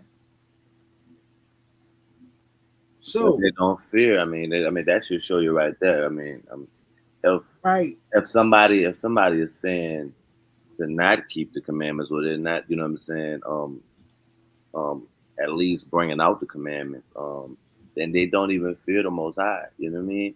So that should just be a witness to jump out in itself. You know what I mean? Because anybody that's just saying go against the commandments, I mean, Yeshua said exactly what would happen to them. right. And then TS for you right here, and repenting. Facts, Big facts. facts. Big old facts. All praise to the Most High. Those are the key components to a good shepherd. Now, back when we were reading in New Testament or Second Testament, and y'all can quote me on this. Y'all can even go back to whether it was the book of Yehukanan, John, or Matthew, where I straight out said, I'm not the good shepherd, meaning I'm not Yahushai. That's what I meant when I said I'm not the good shepherd. Yahushai is the good shepherd, the good shepherd. He is the good shepherd over all of the whole body. But a good shepherd, a person that is reading these scriptures with other people, or if they're in a teaching position. I would say if they're in a pastoring position, Right, because pastoring and teaching, yes, but especially pastor, because pastor and teacher are not the same office. right. They're different offices. Um, but it is okay for someone if Yahuwah has given them revelation. It's good for them to share their revelation, and people could go to the Most High and get confirmation or clarity if they need. I wouldn't necessarily say that someone who says don't keep the commandments is demonic. I would say that they are still in some type of Confusion.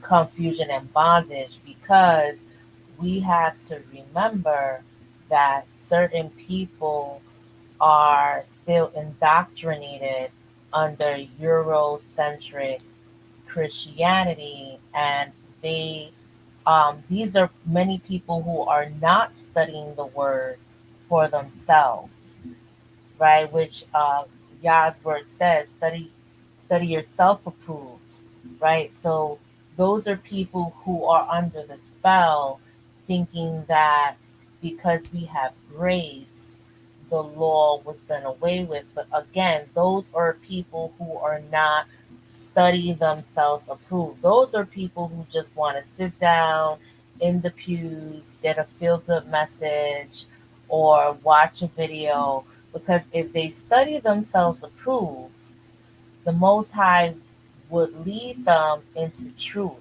and they will have questions the same way I did and many people did.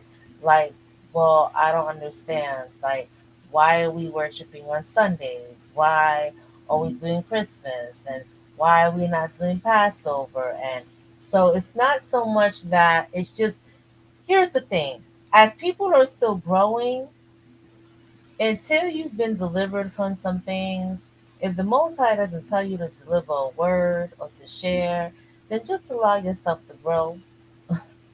Just allow yourself to grow. Right, and I would say this. I would go as far as to piggyback on what my sister just said. Now they're not demonic or anything, but that should be our identifier that they're still on the milk and not the meat. Right, right, Right. exactly, yeah. You know, yeah, there's a lot of agreements in all these things. Absolutely true. That's right. Um, Yeah, there's a lot of Oreo dipping. You know what I mean? oh Going. yeah, a lot of Oreo dipping, a whole lot of milking, huh? Right. Whole lot of milk dipping. All right. So as Jethro was saying, or Yithro was saying, that hearken now unto my voice, and I will give thee counsel, and Elohim shall be with thee. Be thou for the people before Elohim. So be for the people, be for the sheep of Elohim, that thou mayest bring the causes unto Elohim. And thou shalt teach them ordinances in Torah, and shalt show them the way wherein they must walk, and the work that they must do. Moreover, thou shalt provide out of all the people able men, such as fear Elohim, men of truth, hating covetousness, and place such over them to be rulers of thousands, and rulers of hundreds, rulers of fifties, and rulers of tens. Um, and let them judge the people at all seasons. Now, another thing that I think where us as a nation had gotten messed up biblically and historically, even from this time right here, that judges became kings. And once we look into Samuel, how I believe Pastor Wilkins, yeah, he absolutely went over this and showed how the Most High told Samuel that hearken unto the voice of the people, for they haven't rejected you, they've rejected me. I mean, they rejected the Most High. So listen to the people. The people were saying they want a king, but the Most High was never his intent to give us a king, for he is our king. But as far as judges go, and this part, this to be rulers of thousands and rulers of hundreds, rulers of fifties and rulers of tens, it wasn't in the Most High's intention for there to be rulers over the people, just judges that could help people understand and weigh out the matters, discrepancies here and there. But they need instruction first. They need the commandment, and they need to understand these statutes. The statutes, and like I said, I agree with Pastor Wilkins that the statutes have to do with the condition of man. What condition are you in? What's your strength? The hardened heart. He said that it has to do with man's heart becoming hardened. Yeah, that's true. That's what he said. That's true. And it's not just man, but woman. Yeah, man being mankind. Right. That part. Can I add something in this too? What's that? And I think when we got but you see, because I agree with you on the king thing about we didn't ask. We asked for kings because we saw what other nations was doing and stuff like that, right? But I agree. But I think that even in a way, even when we did have kings, I think we get a king kind of not differentiated. We get king mixed up with because our kings wasn't what let's say what just happened in England, like that wasn't like how our kings was. When you look at what Solomon was doing, because we get a good view of what the kings of Israel was doing, in the story of Solomon. Solomon was sitting there because he's doing what he basically Solomon was doing what Moses is doing right now. Got all the people coming to him, but they're coming to judge a situation. I mean, you saw when Solomon had the two mothers. Remember the two mothers with the baby? Right. You know what I'm saying? He was judging the situation on what you know what I'm saying, or based on law, or you know what I'm saying, probably based on Torah. You know what I'm saying? I think it was based on Torah, what was right. You know what I'm saying? People were bringing situations to them that they had to judge. You know what I'm saying? This king thing, what we got in our mind, the king. The big thing about this is, I think we kind of got to separate a king, what we know of today, like what we got going on, like everybody won't cry about the Queen of England or something like that. Like, I don't think that's what our kings was doing. You know what I'm saying? Our kings, you know what I'm saying, was more of what Moses is doing right now. All these people are coming to him, and his father-in-law is telling him, like, man, you're gonna be all day with this, man. You know what I'm saying? You're gonna be all day with this, sitting there trying to judge everybody's situation. You know what I'm saying? But I just wanted to kind of bring that out. I hear you. So the You can kind of look at the king as anyone who people idolize as leadership to provide direction, instruction, and to honor law. Like you could even look at uh, political, like the president and stuff like that. Right. Yeah. You're right. These idols. Yeah, that's what I'm saying. right. And see, that's part of the problem. Right. That humanity that's the has part of the always problem that had, no matter causes what my nation. to this. Yeah. You know what I'm saying? No matter what nation it is or has ever been, you know what I'm saying, is that, humanity has always wanted a human king to rule over them, where the Most High is the king of all. He's the creator of all, and his ways are not our ways, but at the same time, his ways should be our ways, meaning that his commandments, his 10 commandments, should be our commandments. They are the things that should rule us. Right. You know what I'm saying? To help us stay in check. That's right. His laws, which are the 10 commandments. You know what I'm saying? So if we keep those, no matter how hard it is, you know what I'm saying? Because, we're human and we allow people to get on our nerves. this, that, or the third. And sometimes it becomes hard to love people because you know all in your feelings and all your emotions and everything else. I get it. I'm not perfect either. You know what I'm saying? But I get it. I understand. You know, but that condition of that being in your emotions, that's what comes along with the statutes because it pertains to the condition of Facts, man. facts, All facts. right. So, what condition are your emotions in? What condition are you in the process of keeping the law and keeping the commandments? What condition is your household in? What condition is your community in? What condition is your city or your town in? What condition is your heart in your relationship with the Right. Most High? Right. All of that. That's really what it is because Yahweh Shai says, if you love me, you will keep my commandments. Right. So it's really what is, here you go, you ready? Hmm. What is your heart condition? Right. You like that, right? Yeah, yeah, yeah. I like how you got that from me. You know what I'm saying? You know what I'm saying? Most High. All praise to the Most High. All Um, right. So yes, and I said this a long time ago, even back when I was messing around over the on the Finesse's channel. You know what I'm saying? I told people a long time ago, the Most High is judging our hearts. That's something we tend to forget. He's considering your heart. And there's that funny meme that's been going around for a grip, you know what I'm saying, where the one chick is across the table from the little cat, and she's like got her little finger point thing, and her got an ugly yeah, face on. The Most High knows my heart, and the cat's like, yeah, that's the problem. right, right, right. Right. Yeah, that's right. You know what I'm saying? The Most High knows our hearts, yeah, but he also knows that and we need to know that he's judging our hearts. What wickedness are we allowing in our hearts? You know what I'm saying? Like, we're not, are our hearts circumcised from wickedness?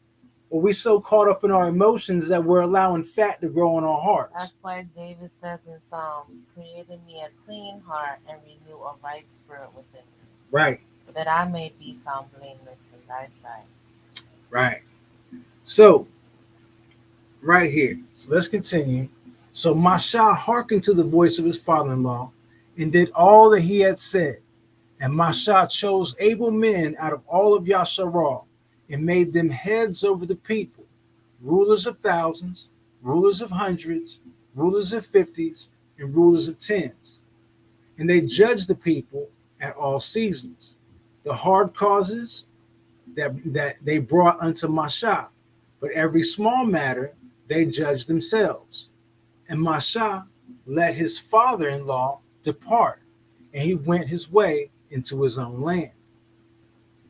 And in the third month, when the children of Yasharal were gone forth out of the land of Mitzrayim, the same day came they into the wilderness of Sinai, for they were departed from Rephidim, and were come to the desert of Sinai, and had pitched in the wilderness, and there Yasharal camped before the mount.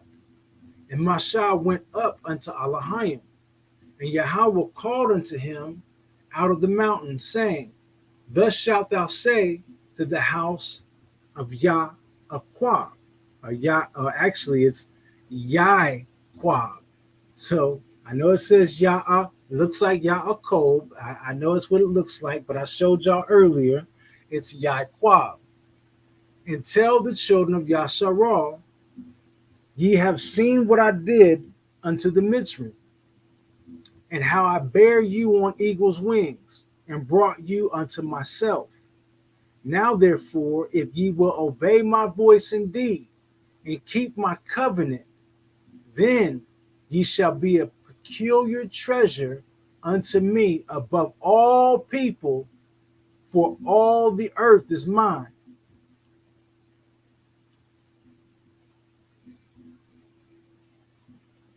Right. And ye shall be unto me a kingdom of priests and a holy nation. These are the words which thou shalt speak unto the children of Yasharal. And Mashah came and called for the elders of the people and laid before their faces all these words which Yahweh commanded him. And all the people answered together and said, all that Yahweh hath spoken, we will do. And Mashah returned the words of the people unto Yahweh. And Yahweh said unto Mashah, lo, I come unto thee in a thick cloud, that the people may hear when I speak with thee, and believe thee forever. And Mashah told the words of the people unto Yahweh. And Yahweh said unto Mashah, go unto the people, and sanctify them today and tomorrow, and let them wash their clothes, and be ready against the third day. For the third day Yahweh will come down in the sight of all the people upon Mount Sinai. And thou shalt set bounds unto the people round about, saying, take heed to yourselves, that ye go not up into the mount, or touch the border of it. Whosoever toucheth the mount shall be surely put to death. There shall not an hand touch it, but he shall surely be stoned or shot through. Whether it be beast or man, it shall not live. When the trumpet soundeth long, they shall come up to the mount. And Mashah went down from the mount unto the people, and sanctified the people, and they washed their clothes. And he said unto the people, be ready against the third day. Come not at your wives. All right. That means do not be laying up with your wives, and y'all know. I hope that's straight and direct. Yeah, y'all know. I ain't gotta be defiling the Bible study. And it came to pass on the third day in the morning that there were thunders and lightnings and a thick cloud upon the mount, and the voice of the trumpet exceeding loud, so that all the people that was in the camp trembled. And Mashah brought forth the people out of the camp to meet with Elohim. And they stood at the nether part of the mount, and the Mount Sinai was altogether on a smoke, because Yahweh descended upon it in fire, and the smoke thereof ascended as the smoke of a furnace, and the whole mount quaked greatly. And when the voice of the trumpet sounded long and waxed louder and louder, Mashah spake, and Elohim answered him by a voice. And Yahweh came down upon Mount Sinai, on the top of the mount. And Yahweh called Mashah up to the top of the mount, and Mashah went up. And Yahweh said unto Mashah, go down, charge the people, lest they break through unto Yahweh to gaze, and many of them perish. And let the priests also, which come near to Yahweh, sanctify themselves, lest Yahweh break forth upon them.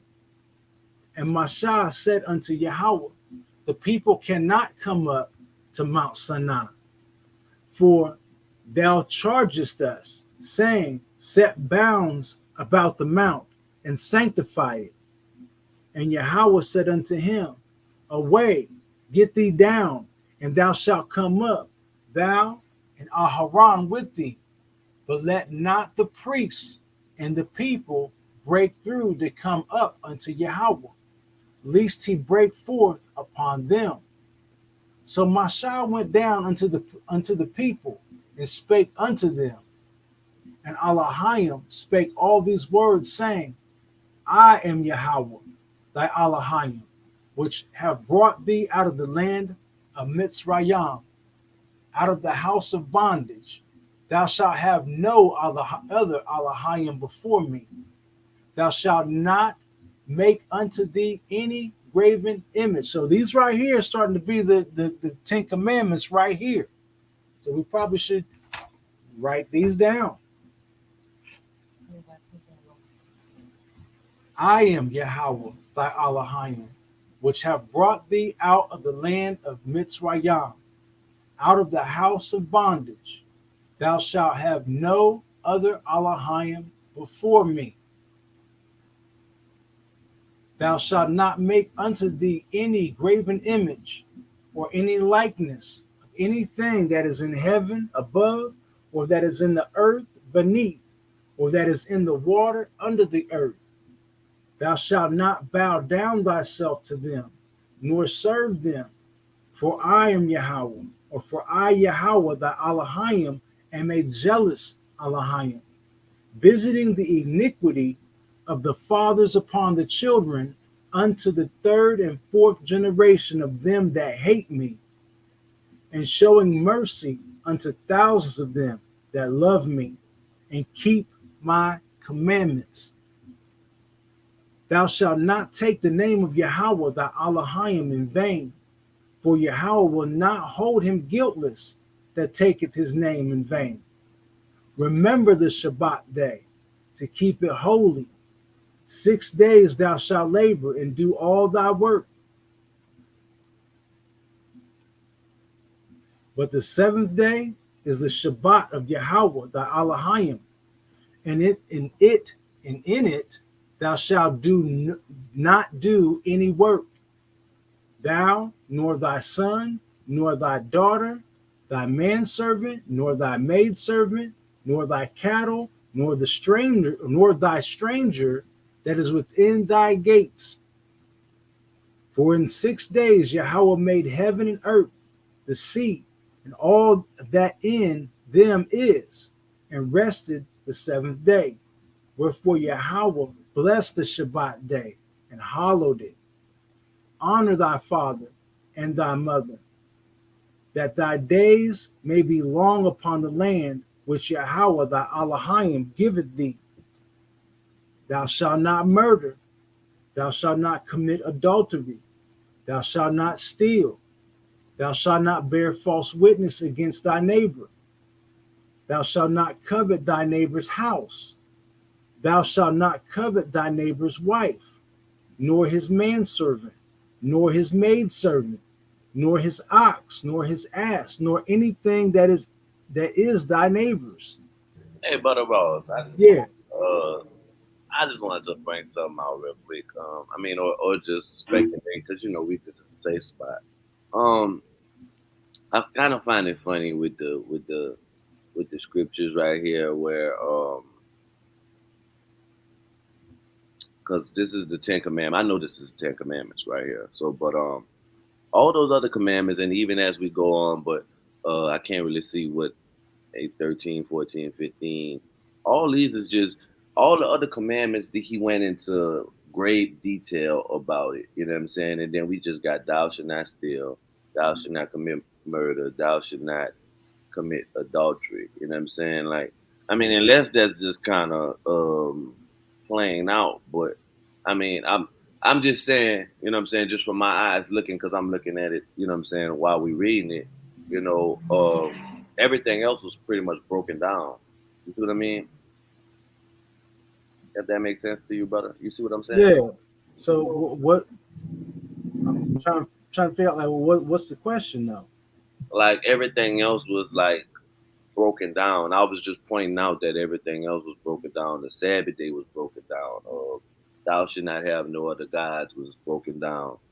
Everything up until thou should not murder, thou should not commit adultery, thou should not steal was not, was not broken down. And it's pretty, it's kind of. If anybody else feel like that's just kind of self-explanatory, I feel like murder is self-explanatory. I feel like thou should not steal is self-explanatory. I feel like people have a problem with what understanding adultery is, though. You know what I mean? But, right. But I was just pointing. I don't really have a question, brother. But I'm just saying, you don't see how everything else was broken down except them three right there. Yeah, I hear you. Let's see here. This is Bible study, so I'm looking at what I'm seeing, That's all right, chapter 20, verse 14. So let's go like this.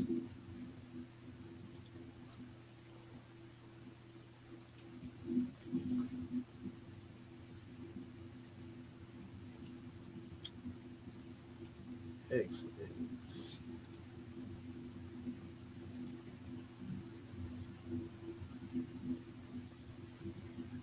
I'm over here on Bible Hub right quick because we're going 20. Just waiting for the PC to kind of catch up. But I'm saying the ones because especially the Shabbat day, the ones that are broken down are the ones that have their people kind of, you know what I'm saying, Christian church, they don't know nothing about no Shabbat, you know what I'm saying? But clearly part of the Ten Commandments that they say they keep. And it's broken all the way down. You know what I mean?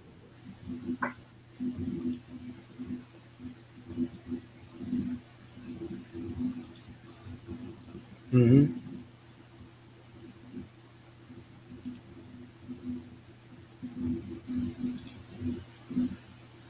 All right. So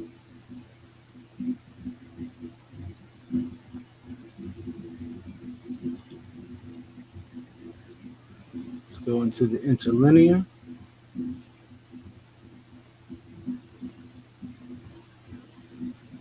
You shall commit adultery not. And that word, this is what we're talking about with those vowel points, the little dots here and there, trying to tell you how to pronounce these letters.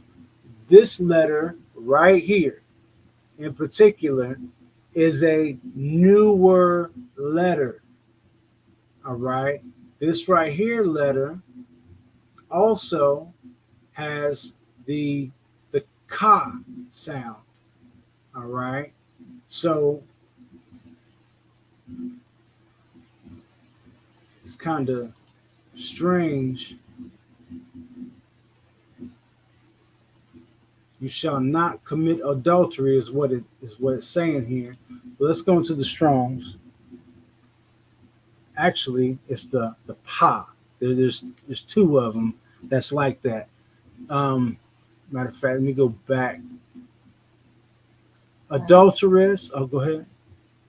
I don't know if he mentioned it this time. Right. I think he just points it out. That Breaking wedlock. so I mean I think that's pretty clear, but I think where the controversy is that people don't understand the extent of what that means. So you have your husband and you have your wife. Mm-hmm. This, therefore, you know, certain thoughts should be towards your spouse, certain romantic thoughts or love or wanting to do intimate things. You shouldn't have eyes and thoughts in a romantic way for anyone else. So you shouldn't be, you know, watching pornography is a form of adultery. Having inappropriate conversations with um, the opposite sex from yourself can be considered a form of adultery. Making inappropriate. So it's things of that nature are included as well. Right. So this would be tha na a pa. Tha na a pa. Or tha na a right here. So tha na a, tha na a.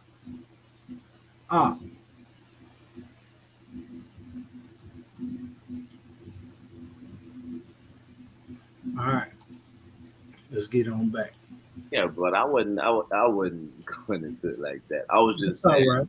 I was just saying, brother, that I was looking at it as, because I even pulled it up in my KJV, and it's the same way. I was just looking at it as everything else was broken down, but we just got, you know what I'm saying, thou shalt not kill, and then the KJV it got, it got thou shalt not kill, thou shalt not commit adultery, thou shalt not steal, thou shalt not bear false witness. I was just what I was speculating on is why that's not broken down like everything else is broken down, or maybe there's a certain, or if it's not broken down, like maybe there's a certain importance to the ones that's broken down. That's all I was trying to point out. You see what I'm saying, Right, brother? right. I understand. I was my question. Even though I don't think there's none more worse than the others. You know what I mean? I don't think that. You know what I mean? I was just wanted to get your point of view of why those are just left just like that, and everything else up until we got to Thou Shalt Not Murder was not broken down. You know what I mean? I mean, was Eh, yeah, I guess maybe the other ones kind of are the ones that are the word usage may be a little ambiguous, so you had to kind of break it down and get kind of be a little more direct. You know, like you know how like when we went through Jubilees, right? And in the first verse or first chapter of Jubilees, talk about how the Most High told Mashah that we are a stiff necked people. facts. All right, so being stiff necked, hard headed, and all that, and rebellious, if you say things in a certain ambiguous way, kind of like a wide open way, there's a whole lot of room for error. So it's like if you don't be specific, messing with a hard headed people, then like, Right, well, you didn't say that. You said this. Well, you didn't. You didn't. right, You know what I'm saying? So Abba knew. Abba knew. right. That's all I really wanted, brother. I didn't mean to go into a whole breakdown. Oh, okay. That's what you wanted. All You right. know what I'm saying? That's what I really wanted, brother. You wanted the hard head explanation. No, not the hard head. I was just wanted to know why everything else was broken down, and those were just, I'm just speculating, brother. It's all good. Yeah, I understand. It's all right. I understand you wanted the hard head explanation. I get it. I get it. Right. Albert had to tell them, look, nothing be done on this day. Chill out. It's all right. All right. So, and all the people saw the thunderings and the lightnings and the noise of the trumpet and the mountain smoking. And when the people saw it, they removed and stood afar off. And they said unto Mashah, speak thou with us, and we will hear. But let not Elohim speak with us, lest we die. And Mashah said unto the people, fear not, for Elohim is come to prove you, and that his fear may be before your faces, that ye sin not. And the people stood afar off, and Mashah drew near unto the thick darkness where Elohim was. And Yahweh said unto Mashah, thus thou shalt say unto the children of Yasharal, ye have seen that I have talked with you from heaven. Ye shall not make with me Elohim of silver, neither shall ye make unto you Elohim of gold. An altar of earth thou shalt make unto me, and shalt sacrifice thereon thy burnt offerings, and thy shalom offerings, thy sheep and thine oxen, in all places where I record my name. I will come unto thee, and I will bless thee. And if thou wilt make me an altar of stone, thou shalt not build it of hewn stone, meaning worked stone, chiseled stone. For if thou lift up thy tool upon it, thou hast polluted it. All right? Meaning you've chiseled away what the Most High already made. He already made that stone the way it was supposed to be. So by chiseling it or hewing it down, you've polluted the stone. That's what he's talking about. So neither shalt thou go up by steps unto mine altar, that thy nakedness be not discovered thereon. Now these are the judgments which thou shalt set before them. If thou buy an Hebrew servant, 6 years he shall serve, and in the 7th he shall go out free for nothing. So I kind of got to do this. Chapter 21, verse 2.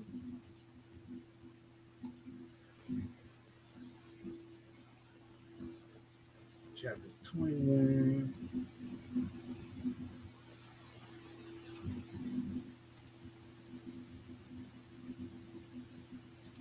I just got to show y'all this. That way y'all know that what I was saying to y'all earlier about the word Hebrew. All right. So y'all should see right here Hebrew, and it says Ibri here. Notice how the I corresponds with the ayin, or the I letter.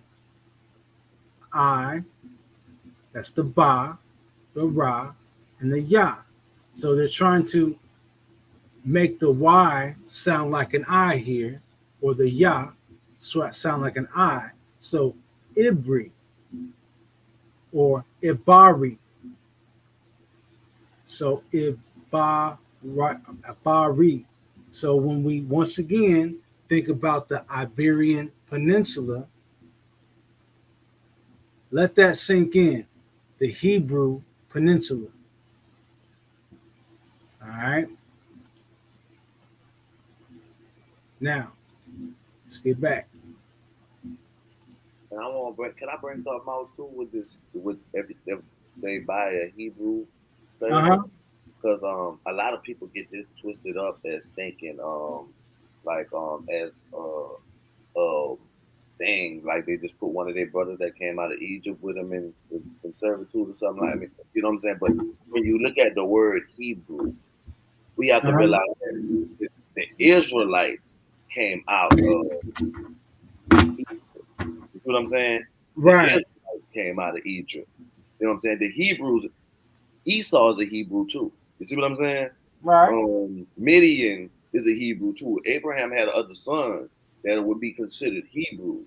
You see what I'm Right. saying? So in this context here, it's not talking about if you buy a servant that's a Gadonite. It's not talking about a Gadonite because a Gadonite is an Israelite.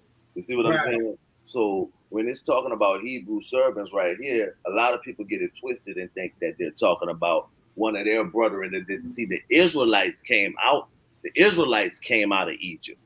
You see what I'm saying? Mm-hmm.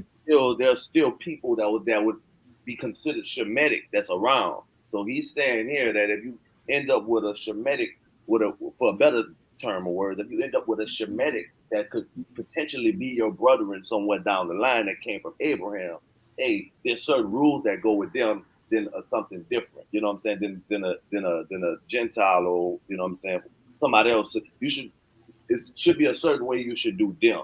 You know what I'm saying? But a lot of people think that they're talking about Israelite. It doesn't say Israelite servant. It said Hebrew servant. Right. So if thou buy an Hebrew servant, 6 years he shall serve, and in the seventh he shall go out free for nothing. If he came in by himself, he shall go out by himself. If he were married, then his wife shall go out with him. If his master have given him a wife, and she have borne him sons or daughters, the wife and her children shall be her master's, and he shall go out by himself. That's wild. And if the servant shall plainly say, I love my master, my wife, and my children, I will not go out free. Then his master shall bring him unto the judges. He shall also bring him to the door, or unto the doorpost, and his master shall bore his ear through with an ayul, or a wall. I might have to take a look at that one to pronounce that properly. And he shall serve him forever. And if a man sell his daughter to be a maidservant, she shall not go out as the men servants do. If she please not her master, who hath betrothed her to himself, then shall he let her be redeemed, to sell her unto a strange nation. He shall have no power, seeing he have dealt deceitfully with her. And if he have betrothed her unto his son, he shall deal with her after the manner of daughters. So there's some fine lines to understand here that these are commandments. All right, these are, hold on. You have the law, which is the 10 Commandments. Then you have statutes. And then you have commandments. So these right here would be your fine lines and details of this is what you do, this is how you do it. Um, so as to do things the right way. So let's see here. Right here. If he take him another wife, her food, her raiment, and her duty of marriage shall be not diminished. All right. So this right here will be the precept if he take him another wife. This right here is not the divorcing and all that. This right here actually partially pertains to polygyny. But this right here is the key that her food, her raiment, and her duty of marriage shall he not diminish. That means you don't just get to up and have you an extra wife just because that's what you want. If you cannot afford, if you cannot afford to feed her properly, if you cannot afford to clothe her properly, and if you cannot spend the proper amount of time with her, to share time with her as your other wife, then you in the wrong. Period. Exclamation point. Right. Because And you all in the flesh. It's not about love at that point. In order to have one wife in the first place, love of that woman must be the precedent. She's not just a person just to have around. Right. And may I add too that meaning diminish of her food and stuff like that and everything that she has. That means that wife meaning that woman was in care of, because usually she's in care, she's still under the care of her father.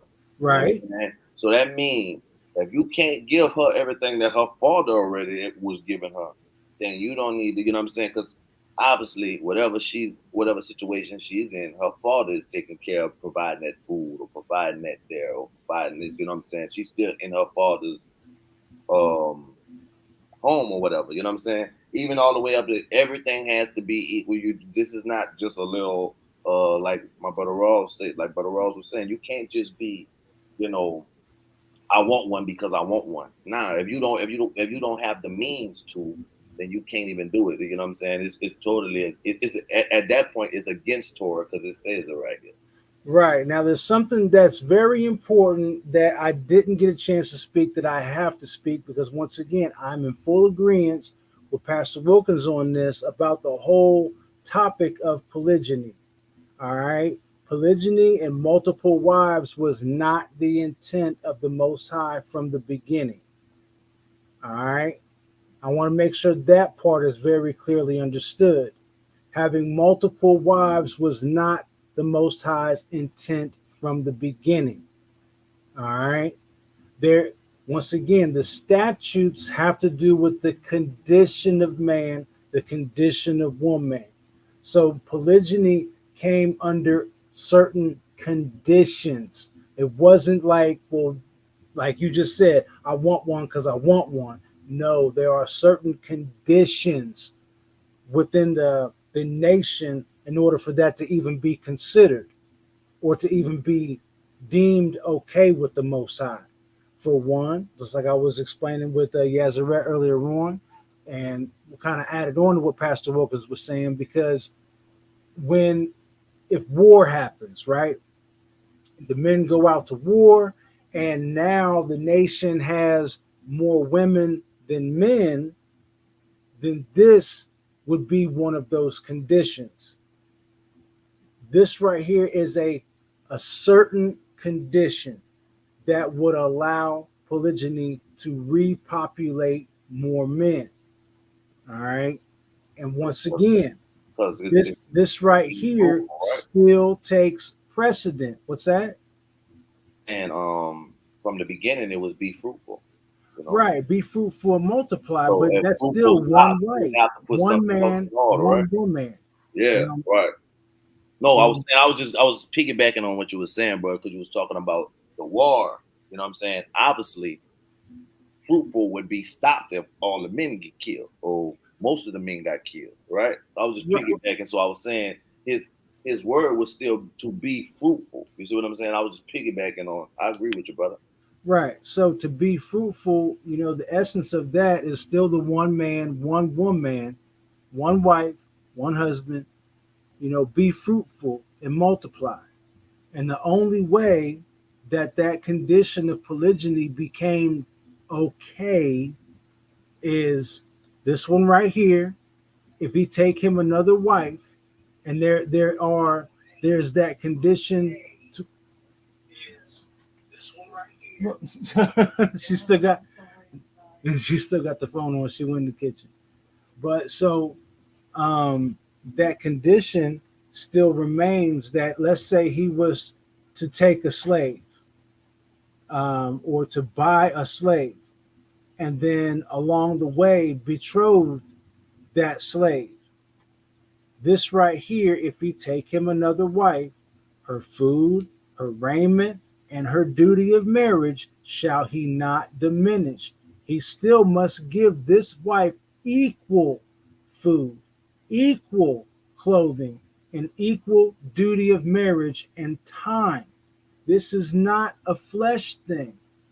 This should not be even considered a flesh thing because when you think with your flesh, you get wrong answers. That is really that simple. All right. So, and if he do not these three unto her, then shall she go out free without money. All right. So, if he cannot uphold equal food, equal raiment, equal time, as in, whether it be in the bed or still time in spending an adequate amount of time with her to show his affection and love and care for her, not just a fleshly concern, then she shall go out free. Now, she may not get to take no money like this American system of alimony. She may not get no money, but she get her freedom. She get to leave and become an actual wife that someone's going to care for and care properly for. All right. So there's some things in here. There's conditions in here that need to be understood properly by the spirit, not by the flesh. And unfortunately, we got too many of our brothers, whether they be in camps or not, that's thinking with their flesh because they lack the spirit. And they don't have the understanding that,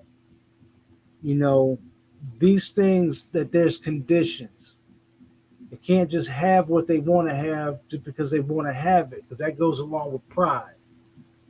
And Right, that's foolishness. right. And coming from and I think a lot of these people that's into this is not coming from a head of the household type of situation.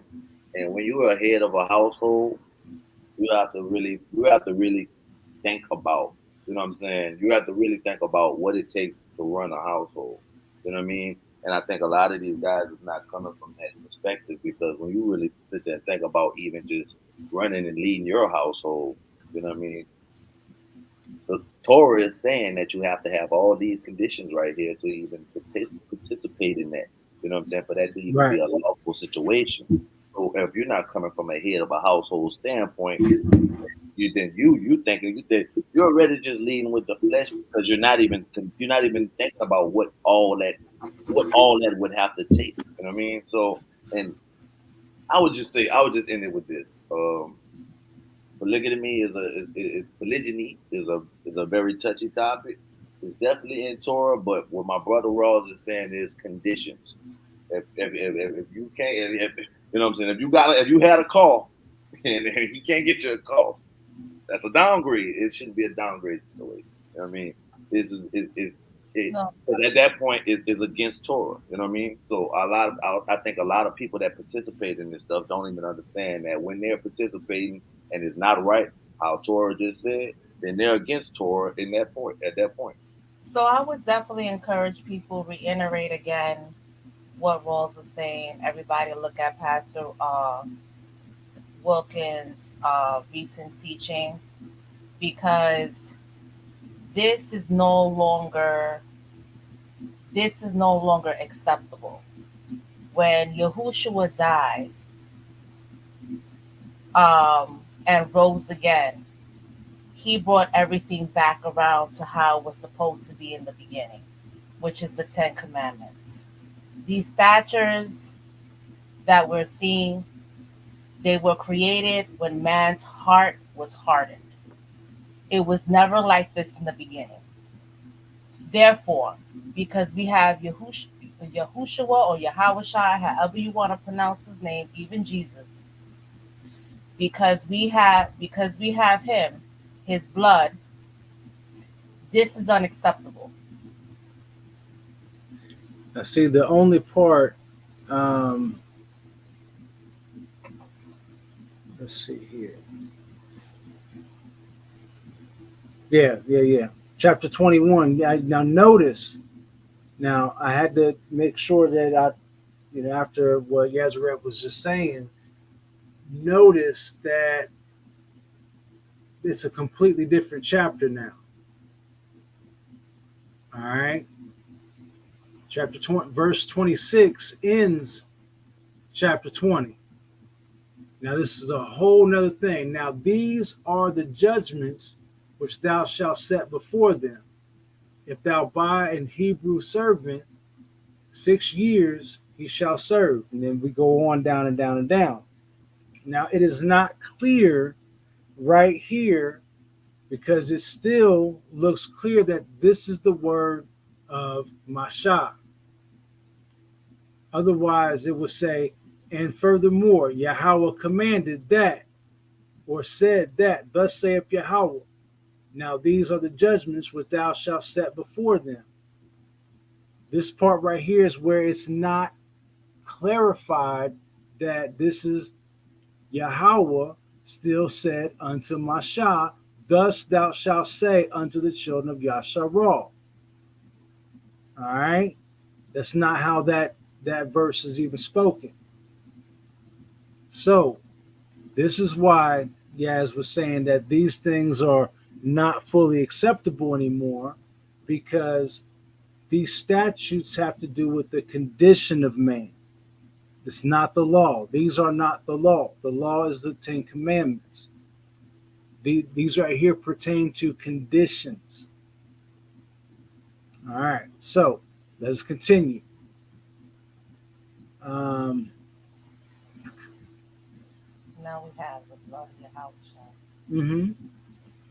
But if a man come presumptuously upon his neighbor to slay him with guile, and thou shalt take from him mine altar, that he may die, and he that smiteth his father or his mother shall surely be put to death. All right. So, right here. And if a man lie not in wait, but Elohim deliver him into his hand, then I will appoint thee a place whither he shall flee. But if a man come presumptuously upon his neighbor to slay him with guile, thou shalt take from him mine altar, that he may die. And he that smiteth his father or his mother shall be surely put to death.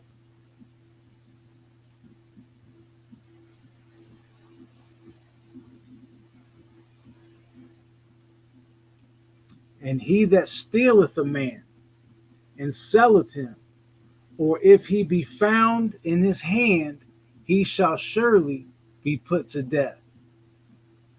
And he that curseth his father or his mother shall surely be put to death. And So if, this is a perfect example of how now that we have Yahushai brought it back to how it was in the beginning, to the Ten Commandments that we see be fulfilled in the Garden of Eden before sin came into the world. So it's thou shalt not kill. right. And so keep in mind that if we keep the Ten Commandments, these things right here wouldn't be happening. All And right. if Adam would have been obedient, right? All this stuff,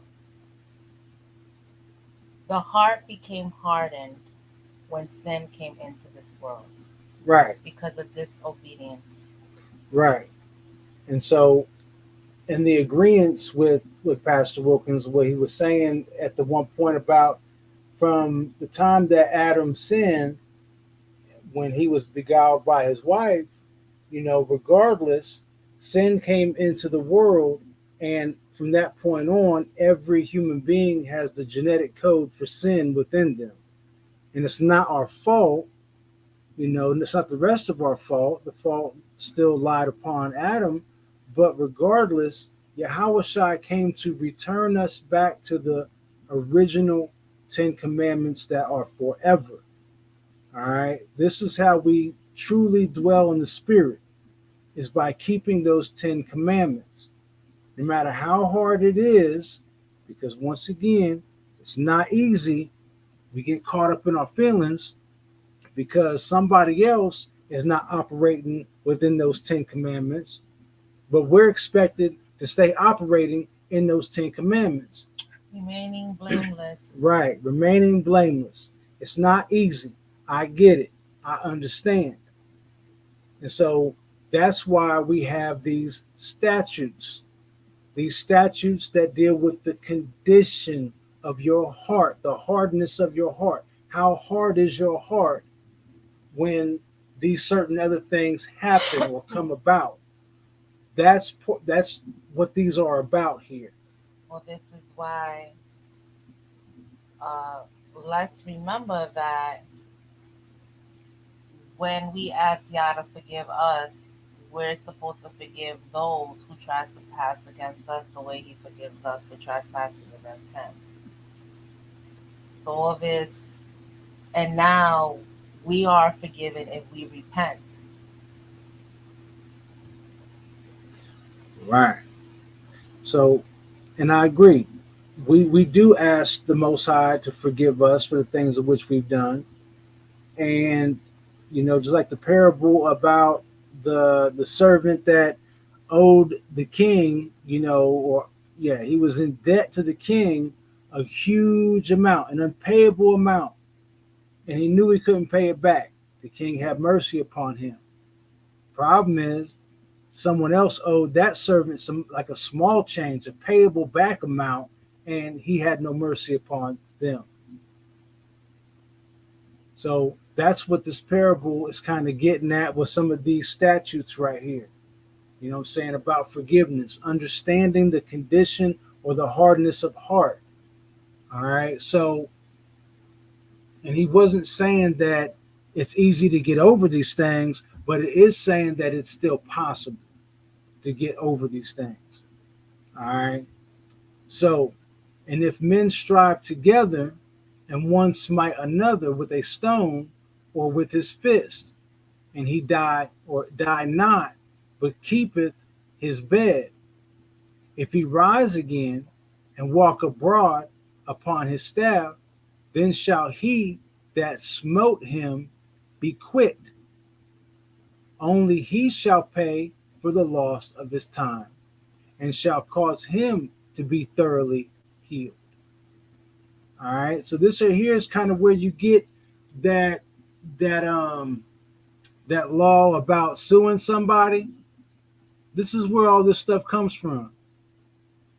Like, so let's make Yeah, it I contemporary. agree, bro. I agree. I think they took all our laws and kind of, to a They, degree try to make, what I'm saying? I think the whole court system is kind of, what I'm saying? Not because, but I mean, now they got their own little thing going with their laws, but I yeah, think they do a lot of twist them. ways they took our stuff, you know what I mean? Right, right. So this is also why I encourage y'all to watch those two videos. The intent of Yah Part One and the intent of Yah Part Two, because he goes into natural law, he goes into spiritual law, he goes into like the all three different parts of the law. You know what I'm saying? So, and he talks about these clauses and acts and things like that. So when you look at some of these things right here, you can see if men strive together, or let's say you out driving and somebody wrecks into you, right? But you don't die. You may be laid up, but keep it his bed. If he rise again, meaning you live, you survive the accident, and walk abroad upon a staff, then shall he that smote him be quit, meaning he be responsible. Only he shall pay for the loss of his time. So this is where the person that hit you is required to pay for your loss of time away from your own work, whatever's kept you in your sick bed or whatever. That person is now responsible to pay for your lost time and your lost wages of employment. This is where that come from. And if a man smite his servant or his maid with a rod, and he die under his hand, he shall be surely punished. Now, they kept this part out of slavery. This is, what I'm saying. So, it's this deep, man. Yeah, y'all already know. Some of y'all that, if you know, you know. I don't want to get caught up on this, but y'all should know. All right. Anyway, notwithstanding, if he continue a day or two, he shall not be punished, for he is his money. All right. So this is the loophole. If you beat your servant and they survive for 2 days, for a day or two, but then they happen to die from the punishment, then the master shall not be punished, for he is his money, meaning his property. All right. Some of these laws, these statutes, these commandments, they can sound a little uncomfy. I get it. But once again, if we keep in mind while reading these and understanding these statutes, these conditions here that deal with the condition of our hearts, definitely wasn't in the slave Bible. I'm just saying. That's right, Calvin Andrews. I hear you. I hear you out. So, um, the thing is this. This is why, and we're going to, hopefully, most high willing, when we get to Deuteronomy, when it comes to the point about meditating upon the law, for all of us, once we get to, we are to meditate upon the law day and night, teach it to our children day and night, and to our children's children. Think about that. Let that part soak in. If we meditate on the law, which is the Ten Commandments, then, and we're walking out the Ten Commandments, living it out. Think about what kind of nation we would have as Yasharal. And as we continue to treat our people right and be a beacon of light unto all people by doing this, and then everybody's doing this and living this way, then consider where we would be as a human race. Consider these things. This is that's the hardest part for us to consider, because we have a hardness of heart. We want to try to keep these understandings, secret to ourselves, or just not follow them in the first place, and that's a problem. Our hearts are too hardened because we lack love. We get in our emotions. We're stuck in our feelings. We got fat on our hearts that need circumcised off. We got issues. We have heart conditions. We have heart issues that need dealt with. All right. So I know as some of these statutes right here sound pretty harsh, because this one surely sounds harsh. Same time, if we walking in love in the first place, these things wouldn't even be an issue. But the Most High knows. He knows. Therefore, he had to set up statutes, because he knows. Remember how we was in the book of Adam and Eve, and how the Most High told Adam, he said, my intent for you was to leave this garden, but I would not make you leave. I will not make you leave. I never would have made you leave, but my intention has always been for you to leave this garden and to populate the earth, to replenish the earth, to populate the earth, to go forth and multiply and do well. That's always been my intention for you. But I knew you would not leave on your own. I also knew that you would fall. That's why I had to warn you of the consequences of your fall. Because if I didn't tell you the consequences of falling, you would then turn around and blame me that I didn't warn you. Remember? Remember we went across some scriptures?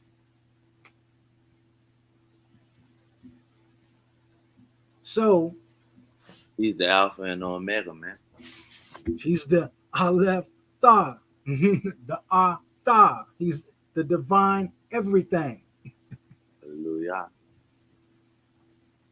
So this is why we're getting these conditions, because he knew that there was going to be a hardness of heart, even though it wasn't his intention for the hardness of heart to come nor to be in existence.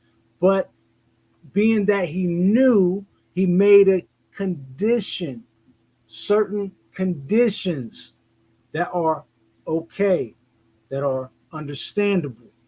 All right. So if men strive and hurt a woman with child, so that her fruit depart from her, meaning you killed her baby, and yet no mischief follow, he shall be surely punished according as the woman's husband will lay upon him, and he shall pay as the judges determine. So now, this is one thing that people don't want to consider. They ain't talking about. Maybe they don't understand the scripture right here. So let's say me and Yaz have a child, or she's pregnant with my baby. No, please don't say nothing bad. No, I'm saying. I'm not wishing nothing upon nobody. The power of the tongue. Just Don't use somebody else. Okay, so let's say. Can we say Raggedy Ann and Andy? I suppose. Raggedy Ann and Andy. And I don't even like the names because they're both ginger kids. They both Esau babies. Anyway, so let's say a man and a woman are having a child. The woman is pregnant with child, but a man hurts the woman and the child dies. Now, it says right here, If yet no mischief follow, meaning the woman lives, even though the child dies, and the no mischief, meaning there's no rape involved, he shall be surely punished according to the woman's husband will lay upon him. That means that husband get to beat the brakes off of him as much as he can possibly deal out. According to the woman's husband will lay upon him. So that could also be either a whooping, a beating, that's not going to be a straight slaying with the sword. That could also be servitude. All up as much as the husband wants to lay upon the burden that husband wants to lay upon him. And he shall pay as the judges determine. So there must be judges to also determine that this is substantial. This is okay. That the husband, what he has laid upon this person, or that I don't want to call him a man, but that person is okay. It's okay to put this amount of burden on them for what they've done. But it says here, and if any mischief follow, then thou shalt give life for life. Well, you should kill him. Right. Eye for eye, tooth for tooth, hand for hand, foot for foot, burning for burning, wound for wound, stripe for stripe. And if a man smite the eye of his servant, or the eye of his maid, that it perish, he shall let him go free for his eye's sake. So that's like if you punch your servant in the eye and the eye stops working. The eye no longer works. Now your servant is free to go. He shall let him go free for his eye's sake. And if a man smite out his manservant's tooth or his maidservant's tooth, he shall let him go free for his tooth's sake. So it's one thing to punish your servant. It's a whole other thing that you punish your servant so severely that you knock out an eye or a tooth, or you stop the eye from working, you knock the tooth out their mouth. This also brings me some question about this one back up here, whereas, if a man smite his servant or his maid with a rod, and he die under his hand, he shall be surely punished. Which I understand that the master of that servant shall be surely punished. Now, notwithstanding, if he continue a day or two, he shall not be punished, for he is his money. Meaning, if you beat that servant to the brink of death, I guess, but they survive for a day or two, but then after a day or two, that person happens to die, that master is not going to be punished. I mean, now we used to think about this. None of this could have been in the slave Bible because they like to talk about. They used to like to give us the slave verses in the Bible, but I'm wondering if some of this. I mean, I don't think none of this was in the slave Bible because if this was in the slave Bible, then we would have known right off the bat that, man, shoot, these people wasn't following no Bible. Because exactly, they I recall some slave movie. I was walking around, didn't dude have like a little blindfold over his eye, took his eye out. You know what I mean? Mm-hmm. So let's see here. If an ox gore a man or a woman that they die, then the ox shall be surely stoned, and his flesh shall not be eaten. But the owner of the ox shall be quit. I think that the owner of the ox shall be held liable. We might have to go into the Strongs on that one. To see what this is saying about, but the owner of the ox shall be quit. What verse, what chapter are we? We in 21, I believe, 21 and 28.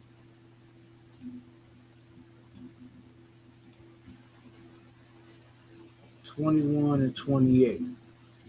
So,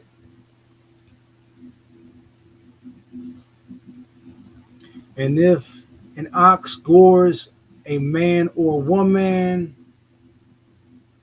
and death shall, and a woman and to death, surely then shall the ox be stoned, and shall not be eaten, or its flesh shall not be eaten, but the owner of the ox shall be acquitted. Now let's see what this right here. Naqua is the word, and so blameless, clean, clear, exempted, free, guiltless, innocent. Okay, so the owner of the ox is innocent.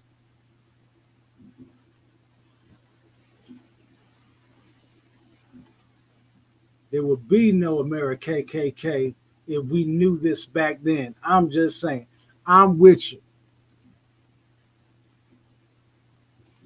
So, but if the ox were wont to push with his horn in time past, and it hath been testified to his owner, and he hath not kept him in, but that he hath killed a man or woman, the ox shall be stoned, and his owner also shall be put to death. Meaning, if the ox has, let's see here, if the ox were wont to push with his horn in time past, and it hath been testified to his owner, and he hath not kept him in, but that he hath killed a man or a woman. So the ox has had some behavior issues. All right. And instead of separating the ox from everything else and working the ox because it's got issues as it is, and the ox kills a man or a woman, the ox is going to be stoned, and the owner shall be put to death as well. Because if you knew the ox had anger issues or working issues and things like that, but you didn't put and it's been told to you that the ox has issues, something ain't right with that ox, but you continue because the ox is out here acting a fool, and you continue to leave that ox out there to possibly harm somebody, now the ox is going to get stoned to death, and so shall you, because you knew the ox had problems, but you left it out there to hurt somebody. All right. If there be laid on him a sum of money, then he shall give for the ransom of his life whatsoever is laid upon him. Whether he have gored a son or have gored a daughter, according to this judgment shall it be done unto him. If the ox shall push a manservant or maidservant, he shall give unto their master 30 shekels of silver, and the ox shall be stoned. And if a man shall open a pit, or if a man shall dig a pit and not cover it, and an ox or an ass fall therein, the owner of the pit shall make it good, and give money unto the owner of them, and the dead beast shall be his.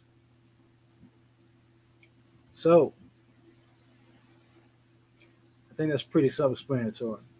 And if one man's ox hurt another's, that he die, then they shall sell the live ox and divide the money of it, and the dead ox also shall they divide.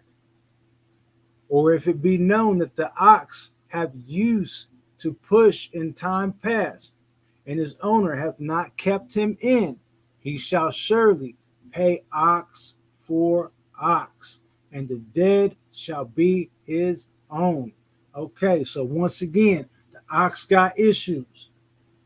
If you got an animal, a work animal, labor animal that has mental issues or is not acting right, and that ox goes and kills another ox, then the owner of the one that did the hurting or the killing, that owner is to pay for the dead ox. And not only that, but you got to give up the live one. Or if it be known that the ox hath used to push in time, and his owner hath not kept him in, he shall surely pay ox for ox. That means you give the live ox over for the dead ox, and the dead ox still belongs to the owner of that ox. All right. A lot of things right here. It's 10:56. I think we probably should stop right here at chapter 22. There's a lot that goes into these things, and so I think we're kind of at that point. So we're going to be going over law for a good minute. All praise to the Most High. Come. She says good night. The ox was on them perks 30s. you silly, you silly brother Baker. Good night, everyone. Says Bernie Miranda. That's what's up. We still have a slave Bible. Lots of books have been removed to push a narrative. We've been upgraded to the free range slave version. I hear you. I hear you. I mean, if we could only have all the scriptures back in proper context without the lying pen of the scribes on some of these scriptures, then we'd all be, oh man, we'd all be blessed. You know. So, yeah, I'm gonna go ahead and pray us on out right quick. And if y'all pray that somebody, I pray all y'all stick around for this good music because I got some brand new ones. Unfortunately, I have so many that I can't play all of them tonight. So we're gonna, most high willing, I'll be able to play these next Shabbat. So some of these we're gonna get to tonight, and most high willing, we'll get to play some of the other ones next Shabbat. So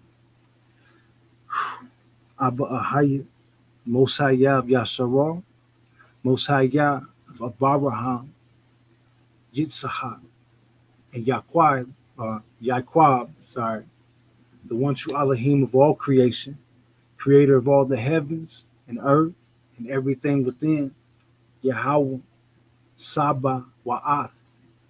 Abba, we come humbly before your throne, thanking you for this Bible study, thanking you for getting in depth and detail with your word, thanking you for even showing the rest of the family these letters, this language, going in depth with things that we all should be learning. We should all understand, getting us in depth with the teaching of your word, the teaching of your Torah, with the understanding of your statutes. I pray that you will help us fulfill this word, help us fulfill your commandments, help us fulfill your statutes when it comes to the condition of our heart, but to do it properly. I pray that whoever needs this word out there is properly getting fed by this word. I know that you've brought a great deal of subscribers along. It's not a whole bunch, but it's still a lot to me. It's not what I had in my mind. I guess it's what you might have had in yours. The most important thing, Abba, is that those that are subscribed to this channel or even watching right now are being properly nourished with your word. That means the most to me than anything, Father. And I can only hope and pray that I'm doing your will. I can only hope and pray that I make you proud with the things that I do. And I can only hope and pray that those that are participating along with us, that are helping edify the congregation, make you proud as they do your will and helping share the understanding of your word. In Yahweh Shai holy name we pray. Amen. Hallelujah. Hallelujah. Hallelujah. All right. So The first song I want to play for y'all. Oh my goodness, I don't even know where to start. I really don't, but I'm gonna go start with some Eshon Burgundy. Matter of fact, we're gonna start with Eshon Burgundy, Blue Sky. So if y'all ain't seen this, please, I got that for y'all. I got some Dimitri Pruitt with Yapa Q. I got some Obadiah. I got some Mo Eshon, and whew, let's get it in.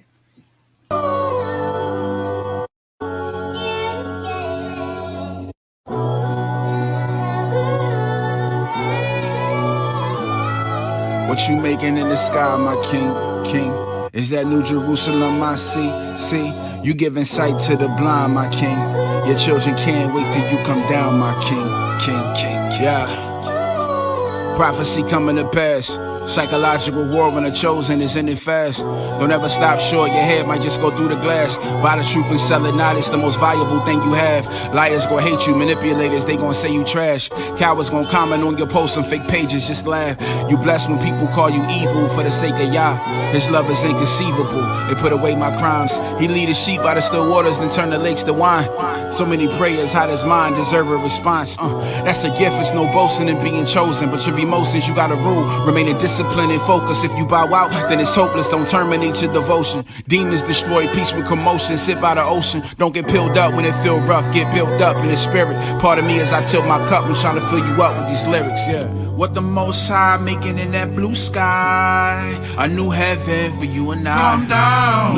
A new heaven for you and I. Calm down. New Jerusalem make me wanna cry. Yeah, and my faith ain't up for debate. Transparency is the topic of discussion when I pray. And apparently I was 8 when destiny started taking shape. Yeah, I stepped into this place with a recipe for the hate. I love my neighbor like I love myself and bless him with a plate. And like Jonathan's revelation, it was a scroll that we just ate. I'm in a solar power state and I'm melanated by grace. Who knows? Today could be the day he blows the trumpet in our face. Could be the end and then beginning like Esau and Jacob. It'll be the beginning of the end once we decide to wake up. Stop pulling these capers, chewing on raisins, touching up faces like makeup. Back to the basics, throwing on Asics, dipping on Satan, running amok. My father the greatest, creator of the sun that's above. Got too many haters. You hate cause it's the shade that you love. Don't do me no favors. My faith is in the rock of ages. When I'm on these stages, I'm faceless. He get all the praises. So look, what you making in the sky, my king?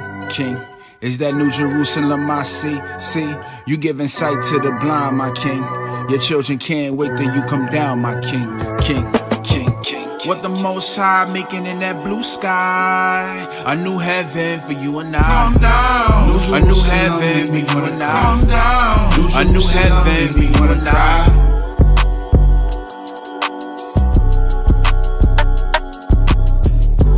New Jerusalem make me wanna cry. New Jerusalem make me wanna cry.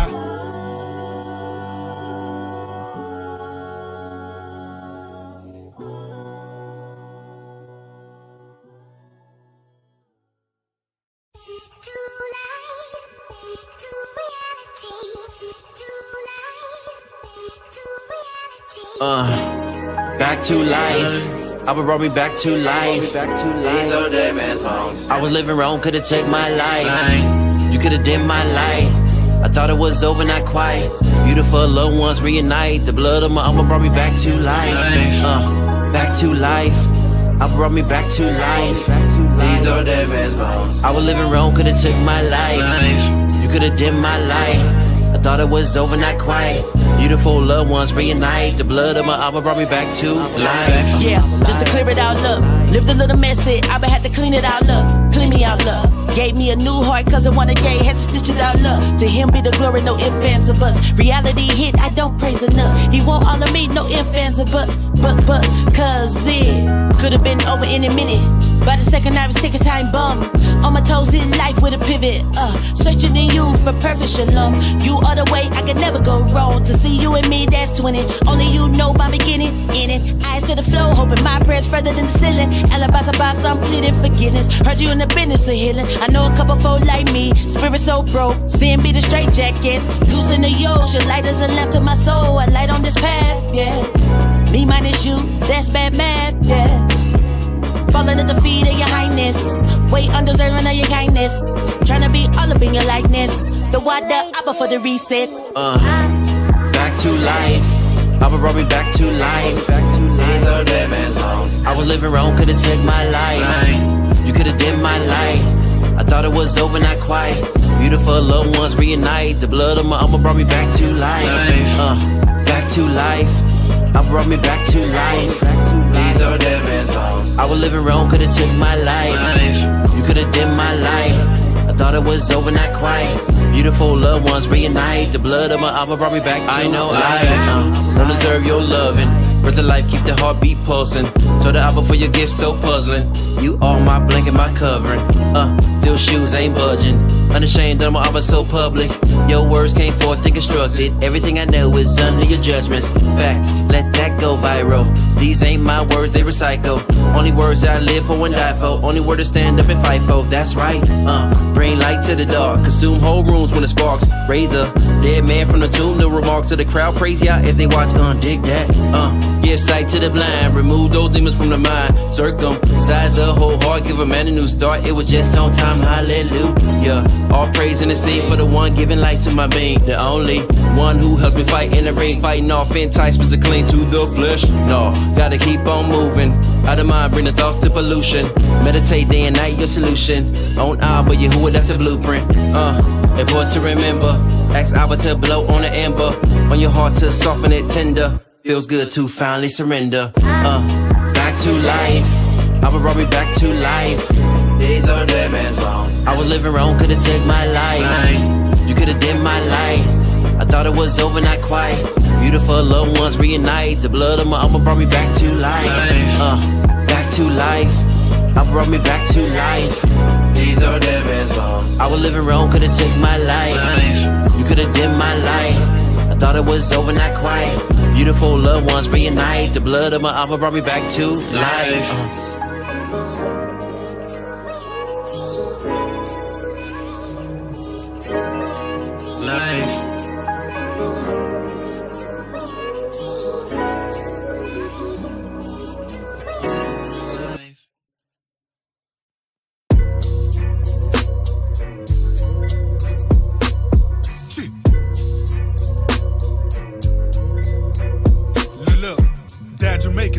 Trinidad and Tobago, met in Canada, that's where I was placed in the cradle. Great white north, but my skin is black like a stallion. Back then was rallying my amigos like I was Quavo, was looking for trouble. Acting indecent cause I was able, but God came through with the covenant like a rainbow. Now I find my identity in the sun, Yeshua, but I'm still black, so I'm stuck with a stack of labels. Yeah, I'm chucking it back to Africa, back before the colonizers sucked it dry like Dracula. Black boy joy, we had black king stature, black girl magic, black queen so spectacular. Took us from our land, now spread out across the map as what? Brazil, USA, the Caribbean, even Canada. Place to place, the faces change, so does the vernacular. But when we see each other, just nod, we diaspora. What's good? I'm here, you here, we are the diaspora. My hood, your mansion, rich or poor, we diaspora. Whoa, whoa, whoa, yeah, yeah, yeah. Whoa, whoa, whoa, yeah, yeah, yeah. Say whoa, whoa, whoa, yeah, yeah, yeah. Whoa, whoa, whoa, yeah, yeah, Yeah. I'm from the land, the continent, the birthplace of the son of man. Now I'm in the west where they distributed my fam. 100 million Hebrews on a boat taken straight off the coast. Close, but couldn't shake off the ghost. So they raised our cereal, but couldn't scrape off the toast. Someone overboard and tried to float, hoping Abba, the heavenly father, would throw down a rope. Nope. Prophecy gotta go exactly how it's wrote. Scattered around the globe with a chain around our throat. Ooh. I be drunk off scripture and Garvey quotes. It's 2 fingers to the sin in my heart. Oh, adios, see the gospel though? I love the good news. Letters from apostles always put me in a good mood. Spirit of the son of man in me, that's a good tool. Running into me, the enemy gon' be a footstool. Salute. what's good? I'm here, you here, we are the diaspora. My hood, your mansion, rich or poor, we diaspora. Whoa, whoa, whoa, yeah, yeah, yeah. Whoa, whoa, whoa, yeah, yeah, yeah. Say whoa, whoa, whoa, yeah, yeah, yeah. Whoa, whoa, whoa, yeah, yeah, Yeah. One time for the memory of Chadwick, let the beat drop out. Now bring it back quick. He gave hope to the inner city black kids. Showed them a crown, said you could really have this.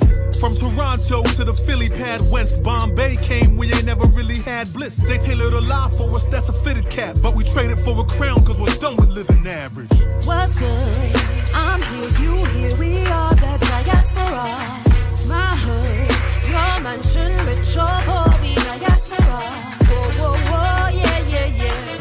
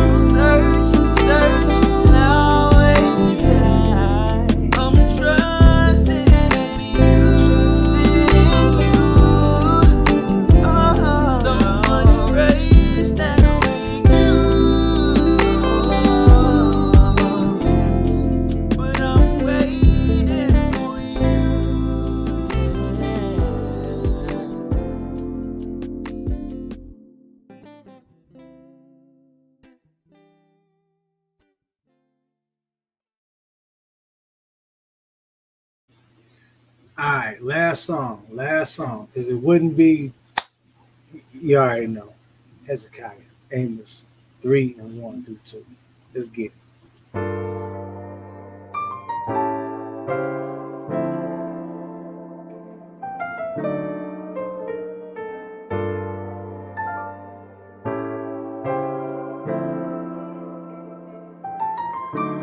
You only ever know. Y'all the main ones I'm watching on my throne. Created everything, but I called you my own. That land I gave you, put my name on it, my home.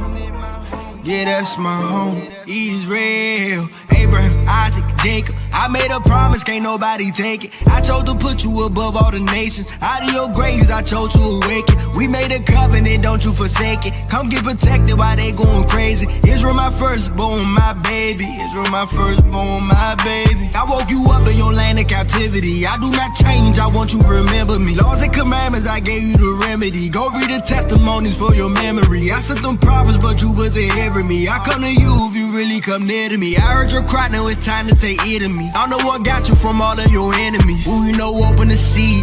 Them waters was bitter, but I made it sweet. Case you ain't know how to swim, I'm your protector, so I made you walk on your feet. This a reminder you married to me. I just want you to be all I called you to be. They called you niggas, but I made you priests. I'm about to give you back everything. I'm sending plagues for you. I'm sending boys, drying up rivers. I leave them dead for you. Tell Pharaoh, let my people go. You heard what I said for you. Tell Pharaoh, let my people go. You heard what I said for you. For you, you only ever know. Y'all the main ones I'm watching on my throne. Created everything, but I called you my own. That land I gave you, put my name on it, my home. Yeah, that's my home.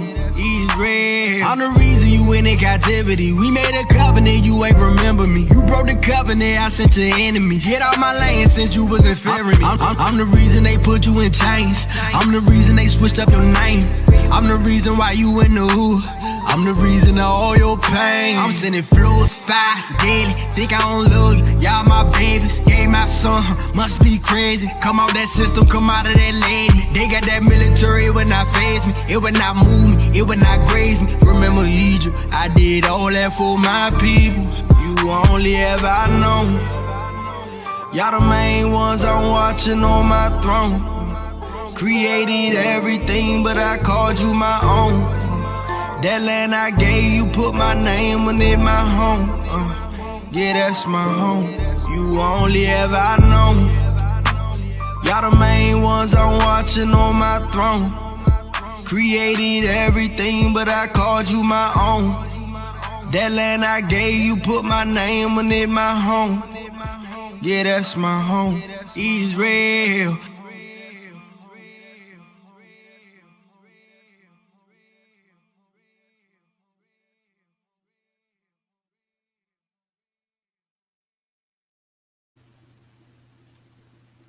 All right, so this right here, it kind of changed once I looked at it on the screen, because once it came up, it looked like it was on my phone, but then it looked like this. All right, so this right here is Psalms 118 and 26, which, let's see, I want to make sure I quote it properly. So, blessed is he who comes in the name of Yahweh, which in the Paleo means Barawak, Haba'ah, Basham, Yahweh. Blessed is he who comes in the name of Yahweh. I love y'all. Yeah, I know, right? This song right here. That's what so Brother Ophies was saying. He's like, you should just hit repeat on this one. But love y'all, family. Most High willing. We'll pick right back up next Shabbat. All right. Shalom, family. Remain blameless. Shalom, shalom, shalom, Israel. All I got for y'all. I love y'all. I can't wait to get back into these scriptures and was a great study, great study. Love y'all, Israel. No doubt, no doubt. Shalom, Yasharal. And I can't wait to get deeper into these scriptures and deeper into this linguistics. I tell you, Fab, I've been like falling in love with this kind of study. This is like, whew. I'm telling you, it's like, oh man, relearning. Actually, no, I can't. Well, I can't say relearning our language, but learning our language is, oh man, like it's getting to the point where I'm getting faster. I'm getting faster on learning the letters. I'm getting faster on like noticing how the letters are supposed to be said when I come across a word. Like it's crazy. It's crazy. Like once that spark ignites in your temple, when you start learning this, like I'm telling you, it just catches and you just start. It's like it's better than riding a bike. For real, it's better than riding a bike. You don't just take off and go. It just the fire ignites and just catches a full on flame. Like it just, oh man, it's a blessing. It's a humbling experience and it's a blessing. So I can only hope and pray that we get into this soon. Shalom, family. Shalom to you always, family abroad. And once again, most high willing. We'll see y'all this coming up Saturday. And oh man, just I guess just pray for us, you know what I'm saying? Because love y'all.